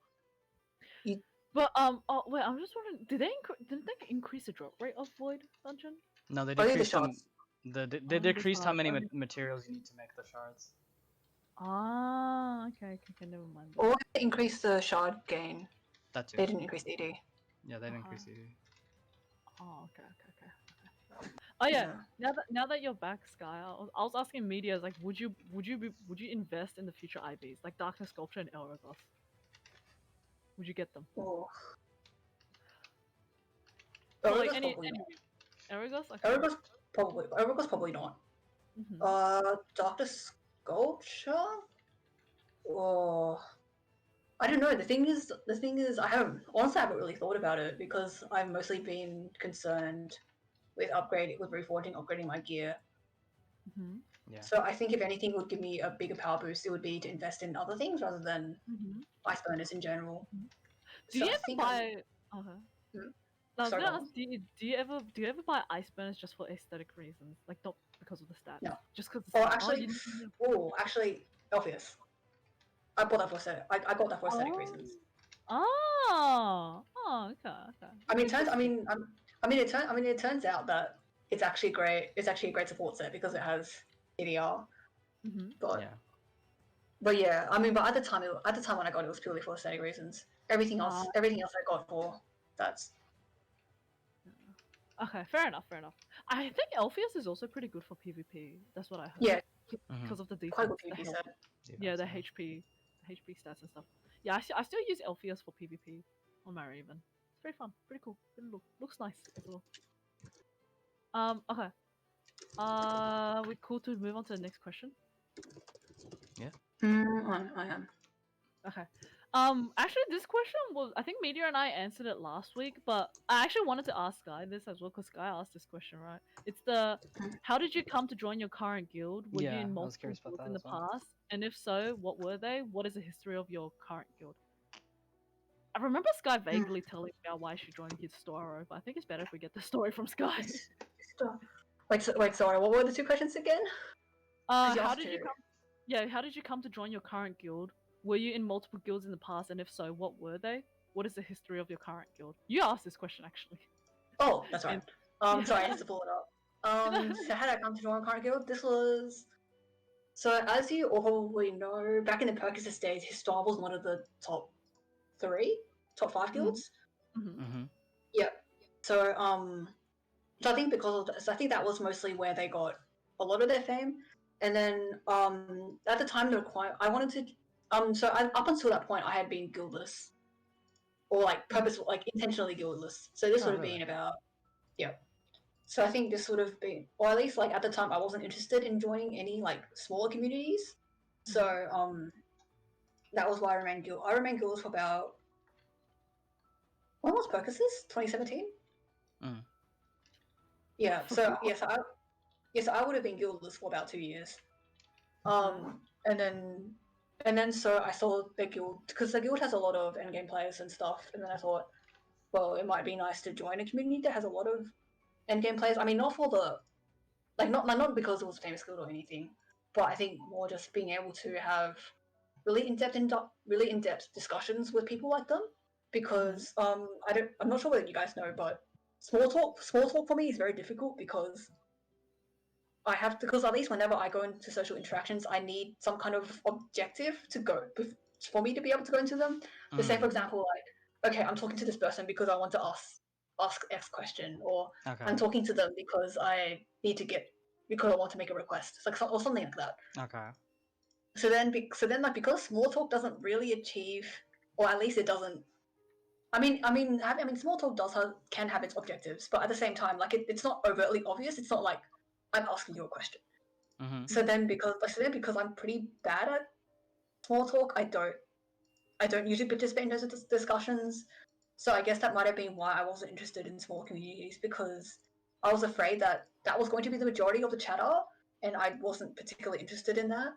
Okay. But I think because they were endgame players who were passionate about the game, I thought that maybe it might be easier for me to get along with them, because like because for me, like how you wrote me in is to talk about things that I'm interested in.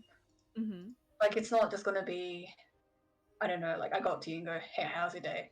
I'm just like it's not like if you're gonna talk to me and you're gonna say, hey, what do you think about this Elflord patch versus, hey, how's your day? Like you're gonna suck me in harder if you go, what do you think of this Elflord patch? Okay, fair enough. So yeah, so then that was, I guess, my main motivation. But like, how is like you're still in Historic Guild, yeah? And it's just like, it's just like why? Like, I'm just like wondering why you're so devoted to the Historic Guild now? Because I know now, like the guild's definitely gotten a bit more like inactive, I guess, over the years. Yeah, definitely. Yeah. Because actually, that's mostly because a lot of the people that were active there quit the game. Fair. Actually, that's actually the main reason why it died. Well, no, I wouldn't say died, because I wouldn't say it's dead, because we still have people like Des and So if you know the Mad Paradox in Viscid, they're still in the guild. Stormbreaker's still in the guild. I think a couple of people in there are also who are active in PvP are in there. Like actually we do have a couple of PvPers, but I think they might have fallen out for Genshin. So but yeah, we used to be, and then it kind of dwindled. I think it just dwindled over time because the members lost interest in the game, and we haven't really been interested in bringing along anyone new. Oh, sorry, the original question. I forgot. Why am I so attached? I think it's just the people. Like a lot, and I guess a lot of the time, and I guess like I said before, how I'm bad with small talk, and how I prefer to be in conversations that are at least what people might find to be more productive. Like maybe we're discussing the meta of a game, or like say let's talk about new content. So that's why when prior to me becoming a moderator, you would have seen me, well, at least in the PvE Discord server, you would have seen me most active in the questions and answers. You barely see me in the general chat, and it's for that reason.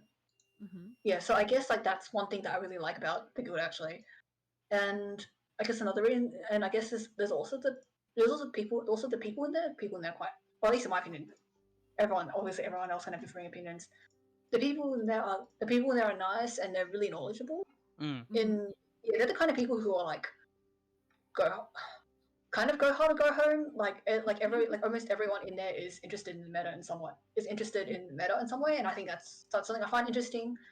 Or at least yeah. Well, at least like in regards to meta, I stand by the belief that meta is like, I guess because there's some aspects of the meta that can be toxic, right? Like some people will really, really, really, really be toxic about it and be like, if you don't play the meta, then you're not playing the game right, and you should be. I don't know. Yeah. So at least like I'm of the belief that having knowledge of the meta is really nice, because then you can know how to whatever the hell you want, but still make that successful. If that makes any sense. Yeah. So yeah, so like if you want to play suboptimally but still be successful, you need to have knowledge on how to play optimally. So I guess that's fine. Anyway, so that's kind of off topic. Oh wait, I didn't answer the original question. How did I join the guild? Because I just spent all my time talking about. Anyway, so this is back in during the old forum days. They had a guild recruitment page up, but at the time because raid was a thing and they wanted to maintain their ranking, they had a requirement. The requirement for joining the guild was that you had to raid every day. Okay. And you needed to. I can't remember whether that had a specific score that you needed to get every day, but they said every day, definitely. And because of real life circumstances at the time, I couldn't. I could only raid like 3-4 times a week. So I was like, no, like, yeah, I can't join. And then as soon as Percusses ended, like the day Percusses ended, I signed up. And then really? yeah, like the day Percusses ended, I signed up because I knew that like that wouldn't be irrelevant. Like as criteria anymore. So then I joined, and then here I am now. Wait, sorry, go on. No, I was gonna say Historia's application process seems pretty strict. I think on the surface, it's not strict, but I think in the behind the scenes, the admins really do their work in conducting background checks on all the applicants that come in, or at least that's what my impression is. I don't know how they operate now because the admin team, yeah, it's just how they do their. I'm not familiar with how they do their work. What rank are you in that guild? Random question. I am. What's the rank below admin? Officer? Officer? Yeah, officer. Yeah. I'm in there. Like honestly, the only reason why I'm officer is because it gives me the right to pop contracts by myself. Actually, or at least like in the past, or at least like I've been a long-standing member that they trust, so I'm an officer. But the admin team doesn't recruit. Like the admin team has been the same ever since the creation of the guild back in 2016ish. So as for the history of the guild, they were. This was during the Skype days. Yeah. So when I think there was like a secret. Apparently there was a secret dungeon group on Skype back then, and it was like really big and everything. And the guild, the historic guild, was actually made from the remnants of that group. Oh, interesting. The admins, yeah. So then the admins, so the guildmaster is Violu, or like that's his IGN, I think. Yeah, Violu. He's been guildmaster for all the years, and the admins have also stayed the same throughout the years. They have no intention of bringing anyone new to the admin team. Interesting. Yeah, I mean, not all of them play. Sorry, go on. No, I was gonna ask how active is the admin team now compared to in the past? Because like, is it still the same? Yeah, in the Historia, like, is it still the same? Yeah, same guildmaster. The guildmaster's the same. Admins are all the same, but they still play quite often. Not Elsword, no. Only one of them plays Elsword on a regular basis now. Oh, interesting. Wait, that's Viola logs on. That's really interesting. Viola logs on every now and then, I think, but he's a PvP main. Okay. Which is ironic because we consider ourselves to be a PvE guild.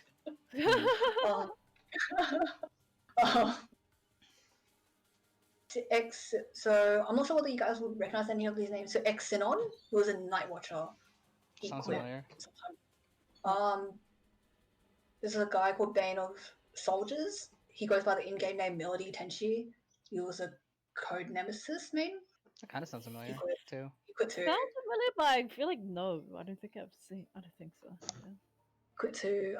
Who's another admin? I feel like I missed. One of them is escaping my mind. I can't remember. Yeah, unfortunately. yeah, that's what I'm doing right now, actually. That's actually really interesting that the admin team's the same, but they don't play the game. I think it's less of the fact that I think it's more like they stay as an admin status for the community, in a sense, I guess. Like because we have our own Discord server. Okay. Okay. Fair enough. But I mean, they're still quite active in the community.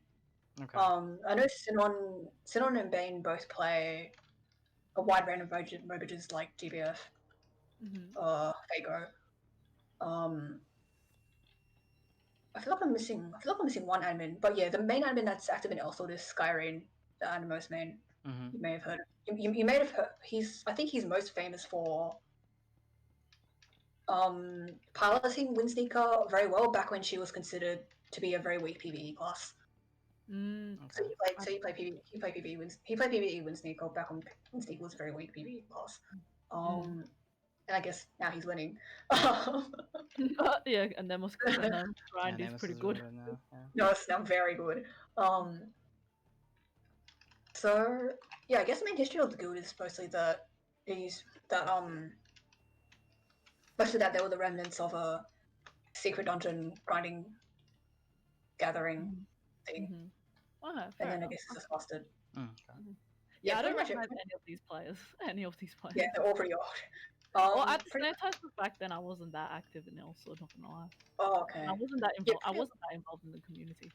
Oh, okay. But yeah, pretty much everyone in there is like a lot of the people who are active in the community there or used to play Sword, but they don't anymore. They moved on to other movages, and most of the time it's just movages that they moved on from. So yeah, that's wow, it took a while. I'm sorry. Wow, it took a while. I'm sorry. It's okay. It's fine. Okay. Okay, I'll move on to the next question then. Just it's a bit of a memey question. The next one says Lysenp asks, "What's the worst brass player you've ever met besides Epicot Kappa?" Already answered. I thought we already answered that question when Epi was here. Really? Yeah. We have? Oh, we Yeah. didn't put a check mark on it then. But actually, what I actually wanted to bring up something about this. It's just like, it gets quite annoying when like, well, I'm not gonna name drop. But it's just like, for example, there is like some friends that I run raids with right frequently, and I tell them about some issues that how they pilot their class, for example, and then they say they'll fix it, but then it's been like months and they still haven't fixed it, and because of that, like, because they're playing a class that's like really important, like that you do well on that class, in a Berthe Raid, but they're like they still didn't like properly learn the class, and then they say that they can play the class, but ultimately, like in the end, it's just like they actually just hinder the performance of the party in the end. I was like, I really hate it when that happens. I feel like in the future, like just like for other people as well, it's just like if you can't do something on your class, just tell the party leader that you can't do it, rather than hide and just you don't need to be embarrassed about not being able to do something on your class in like raids and stuff, because like it's better for the party leader to know that you're not able to do something than for you to tell them that you can do it, but then turns out you can't do it, and because it can hinder on the party performance like significantly depending on your class.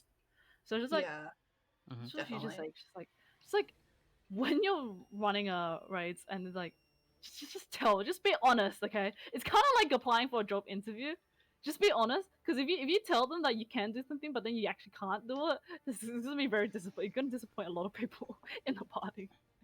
You might Just Yeah. just a random side note on that, because it can be pretty frustrating when like you constantly like it can be quite frustrating for the party leader as well and for the rest of the party. It's just like you're constantly wiping in this 12-7 just because we realize that you're unable to play this class.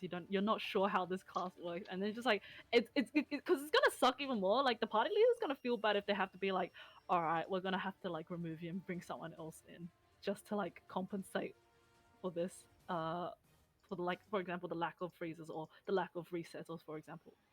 So it's just like, it's just a random side note I wanted to bring up to people who do raids. Just be honest. Nothing wrong with not knowing how to play your class as long as you're honest about it. Yeah. I think especially when it comes to things that require practice, like chain freezing on as blue one, for example. I mean, but at the same time, like, about your point, like honestly, sometimes I feel like I'm a bit guilty of that because sometimes people be like, "Wow, this guy has godlike freezes," and then I mess up every single one of them. I'm like, I promise, I can freeze. Honestly, in cases like that, I don't mind if you mess up a freeze every now and then. It's like as long as like sometimes like you like, because I know with you, Sky, I know you definitely know how to chain freeze. Just sometimes like every now and then people can make mistakes. Like I don't mind that if you make mistakes and you just miss out a chain freeze. But I just don't like it when someone like say they can do something but they actually can't do can't. it. But they actually can't. Yeah. Like I don't mind about inconsistency. I'm just bothered if you say you can but then you actually can't. Because you say you can to get into the party. I'm like, bro, why'd you do that? You're just making everyone suffer. You're making the DPS waste their resources you're making like you're wasting everyone else's time as well. Time, yeah. Yeah. It's like it can be a pain in the ass. Mm-hmm. Yeah. But that's about okay. What was the original topic again? She just wanted to no, bring it that was just up. like Lysanthi was like, what's the worst RAS you've ever met? Yeah. Well, speaking of Radiant Soul, like I remember when I was playing. Oh, thanks for the host, Claire. Oh, nice.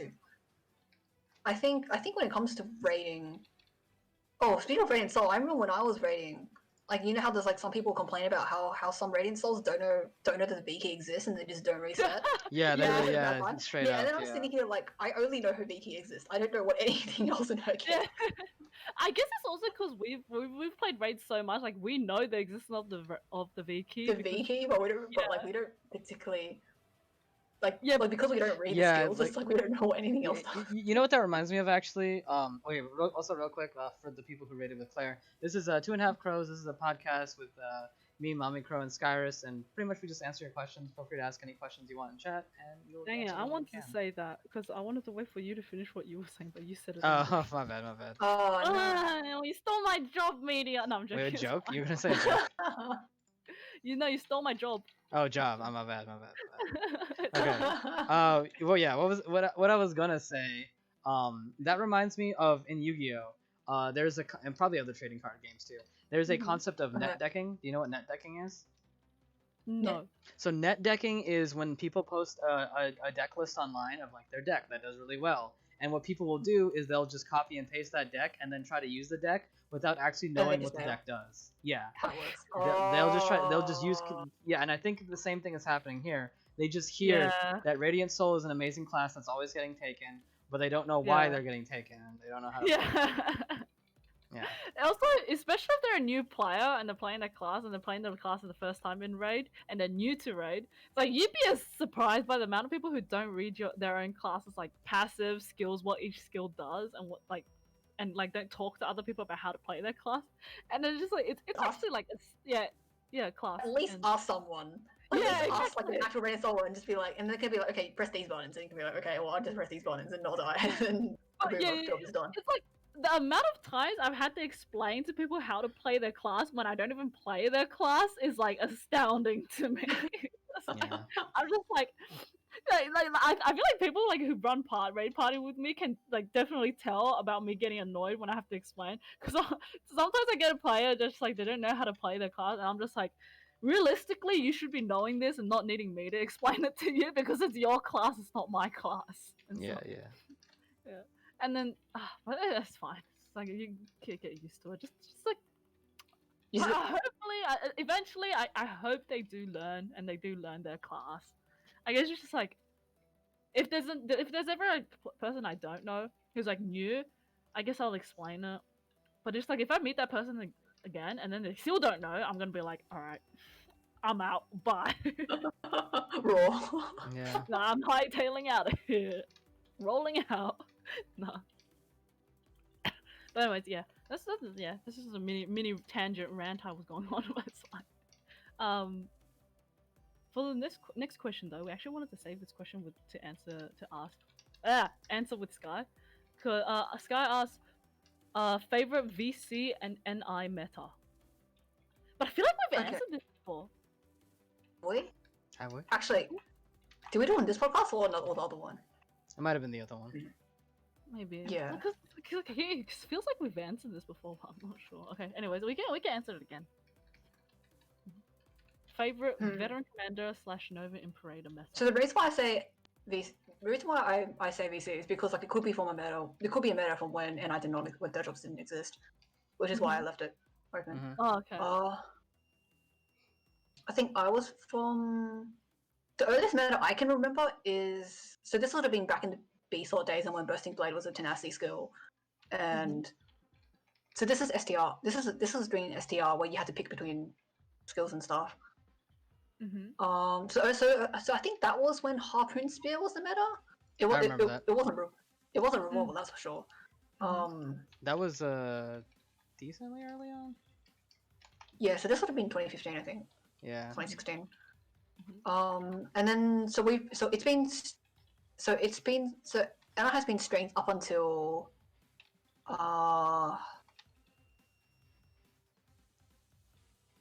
Up until Introducing up the- until up until Giga introduction up until No, Giga it's got like its buff. pretty. Yeah. introduction of ASD, I think. Yeah. Strength. No. A little bit after that. Okay. So okay, yeah. So we had tier stacking before, right? Where you stack a skill. Strength was still meta.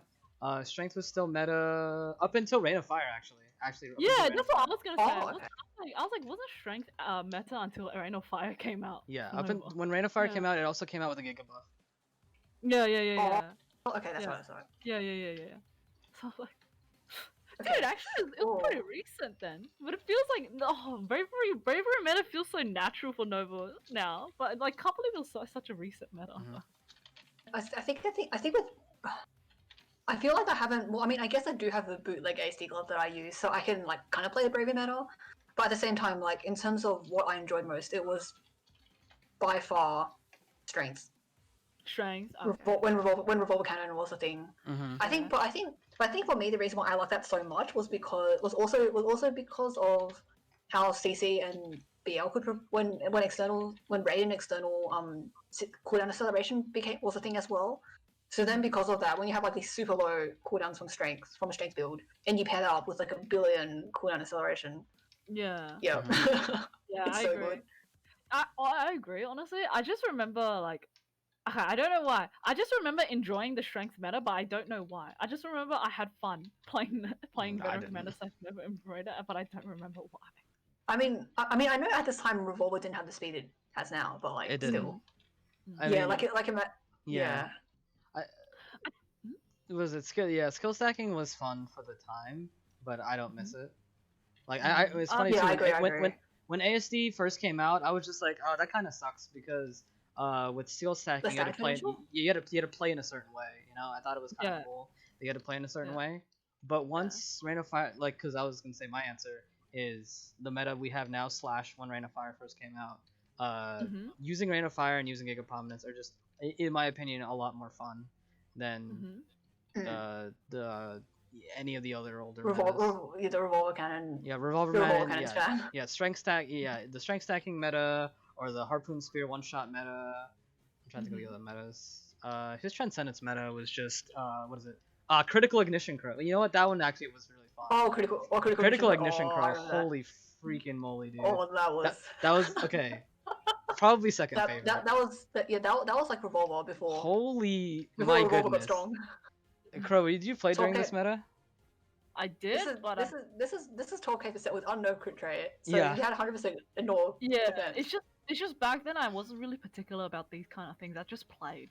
That's fair. Oh, that was. As I say, that was spicy. ridiculous. Oh my dude, crit incineration was like nothing ever else. No, it's napalm. Wait, no. Oh, no, it was napalm. It was napalm. You're right. It was napalm. Napalm, yeah. Yeah. 12k. Yeah. Critical remember- napalm. Was, I do remember one hitting people in PvP with critical napalm though. Yeah. 'Cause I still have the that too. Yeah. And it went through in PvP too. Yeah. I still have I still have a freaking like clip of that in PvP where I just one hit people with crit napalm. But I think the other reason I really enjoyed the strength meta was also because like back then Ignition Crow curves, like it actually follows the map. Like so in the Varnamir first dungeon, it was so convenient when it was just like the map, it just curves around the map. thing curves properly. Yeah, it felt nice. Wait, like, I'm like confused. I had actual clear. I'm confused. It still curves. Oh, Still not does. as much as before. Not as much as before. It doesn't like. So pretty much the curve Ignition Crow Incinerator had back then was as good as Phoenix Strike like right now. But it was like faster. I think it's the same. Yeah. No, it was different. Okay, so pretty much like it doesn't curve. We'll test this in harder dimensional water. Because in the earlier stages of the dungeon, there's like a 90-degree bend in there. There's so, or at least that's how I remember seeing it curve. In which one? Which one? Heart of Ancient Waterway. In the early stages, in the first two rooms, there's a 90-degree bend. You could test it there, I suppose. I You see if remember it goes around the whole 90 degrees. the reason I remember this was because of Labyrinth of Ruin. It's because like I remember like the Venetian Crow curving through the map, and I remember they came out with like a new patch for the bird, and it's just like it stopped following the map, and I got really annoyed because like I couldn't clear it as efficiently. Well, the thing they changed was that they took away the backwards hitbox. That's what they changed. Yeah. It took away Not the the backwards curve. hitbox, and they reduced its The vertical hitbox duration. as well. Yeah. But before that, I'm pretty sure it definitely Ignition Crow followed the curve of the map like really It still nicely. does. Yeah. I'm pretty sure It it's still does not as much as no. I think nowadays it's just like it's more so Ignition Crow has a bigger hitbox that it hits the back. No, like, now it's when back to what it was before. Before it became only backwards. Okay, I'm gonna run Labyrinth of Ruin right now just to test it. Yeah. Wait, Meteor, you went in to see a ruin. Yeah, no, I went to see a ruin. Good job. Thanks. Or at least the memories of night. At least the memories why I remember Heart of Ancient Waterway, especially. I guess it's because it's a low level dungeon and it has the night anyway. Okay, we could see this happen. No, and also for this one, you have to go through a couple of rooms before you get to the bends. The real one is later on. I'll find it, but it's okay. Okay, actually, I'm watching the stream. Yeah, this is like we only have time for one more question as well. So, this is the last question. No, I think we're out of time. Yeah. Yeah, we're out of time right now. Yeah, I guess how late? Well, how late did we start based on the hour? Because we were waiting 10 quite a minutes. bit. We started like 10 minutes into the hour. So yeah, it's been an hour. So I think we're actually supposed to be wrapping up now. Okay. Yeah. So, I mean, if you want, we could end the podcast. I mean, if you want, we could end the podcast and then we can, I don't know. Well, I was gonna say, I want to let the people see this just because it's a topic to talk about. Yeah, this one, like, right? relevant to what we're talking about. Yeah, look at that. It literally did a Z. It did a Z curve. Yeah, it did a Z curve. Oh shit! They brought it back then. Okay. Yeah, they must have changed that when they made it so it hit behind. When it didn't hit behind, and they changed. Yeah, this is the old one we had before. I guess makes sense since like I haven't played Sea of Ruins since they gave that buff, and I just wouldn't have noticed it if they did bring it back. Yeah, so if for anybody doesn't remember, they nerfed Ignition Crow hard. They took away its hitbox behind it. Now, I mean, what they did was instead of spawning on top of Raven, it spawned behind him, but they also removed the backwards hitbox, and they made it shorter. Yeah, it was so bad. Yeah, Holy shit. Like, it was disgusting. Yeah, and then they just brought it back to normal because it was bad. Yeah. Yeah, it was. I guess people. I remember trying to play. Yeah, I mean, I remember trying to clear Sea of Ruin with that. Holy. No. I don't want to think about it. It was hell for a couple of weeks for us, Nova. Yeah. Yeah, it really was. I was honestly very surprised that they changed it back so fast. Like I wonder why they changed it back so fast. Did like people complain about it too much? Yes. Or... Yeah. It has to have been. Okay, so the problem with Ignition Crow was that it was really high. They also reduced the damage. It was really good in PvP. No one cared about it in PvE because Nova has bad clearing. The problem was, again, this is a thing Elsewhere does a lot, and they sometimes keep doing it. Is a skill will have a problem in PvP or PvE, and then they just blanket nerf it instead of just nerfing it in that one area.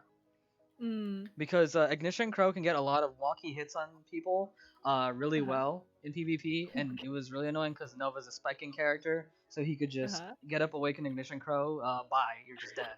So that was a problem in PvP, but they nerfed it as a blanket nerf in both modes. And so Nova's mediocre clearing became horrible clearing because he lost one of his best things. Yeah. So that's why they had to change it back, is because, his PvE's got worse. Yeah, I'm happy. I'm happy they brought it back. Yeah.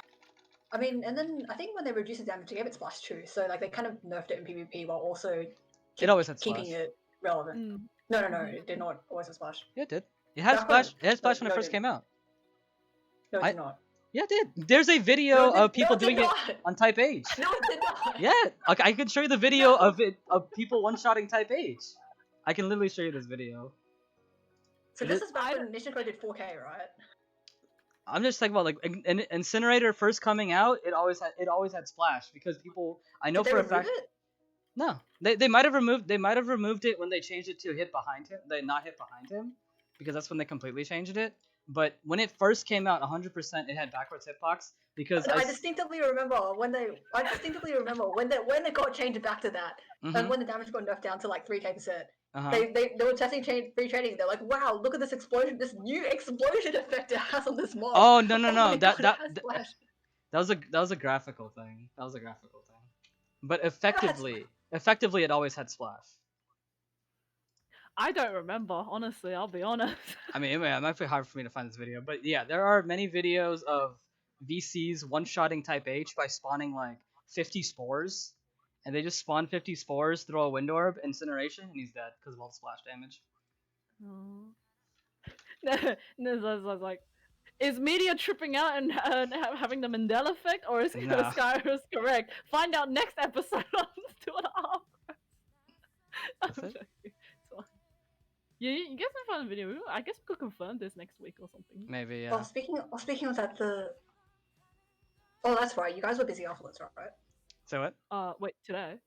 Wait, as in no, I mean because we could continue this voice call, but just end the podcast. Yeah. Oh yeah, that's fine. Yeah. And then, but then next week we'll just do another podcast. We can confirm as well. And so, Mhm. yeah, we can confirm it, yeah. For the people who are curious. Okay. Yeah. Okay. But yeah, I guess that's all we have time for this week's podcast. Next week, find out if Video or Sky is correct. Sounds like a Dragon Ball Z episode ending thing. Sure. It's like, find out next episode of Cell Wins or whatever wins. But yeah, that's all we have time for this week. Thank you guys for tuning in to this week's episode 10 of 2.5 Crows. Yeah, if you guys are listening on YouTube, we'd love to see you come into Twitch chat and like ask questions live. It's really fun interacting with people and getting to know people. But if not, you can always join the Discord server, ask questions there. Honestly, we should just open up the YouTube comment section. If you want to ask questions there, might as well ask as well. We'll save it. We'll save them, and then we'll put it in our chat. We'll answer it during a podcast or something. But yeah, if not, oh yeah, Twitter. You can also ask at Twitter. If you want to be anonymous, Ask FM also works. Also, if you're asking on Ask FM anonymously, probably a good idea to like ping Skyros or Media or me that you sent a question there so that we can check it for you, because otherwise I don't really check that Ask FM blog that often. But yeah, Sky and Media, do you guys have any closing statements? No, not really. Not really, other than thank you for watching. Yes.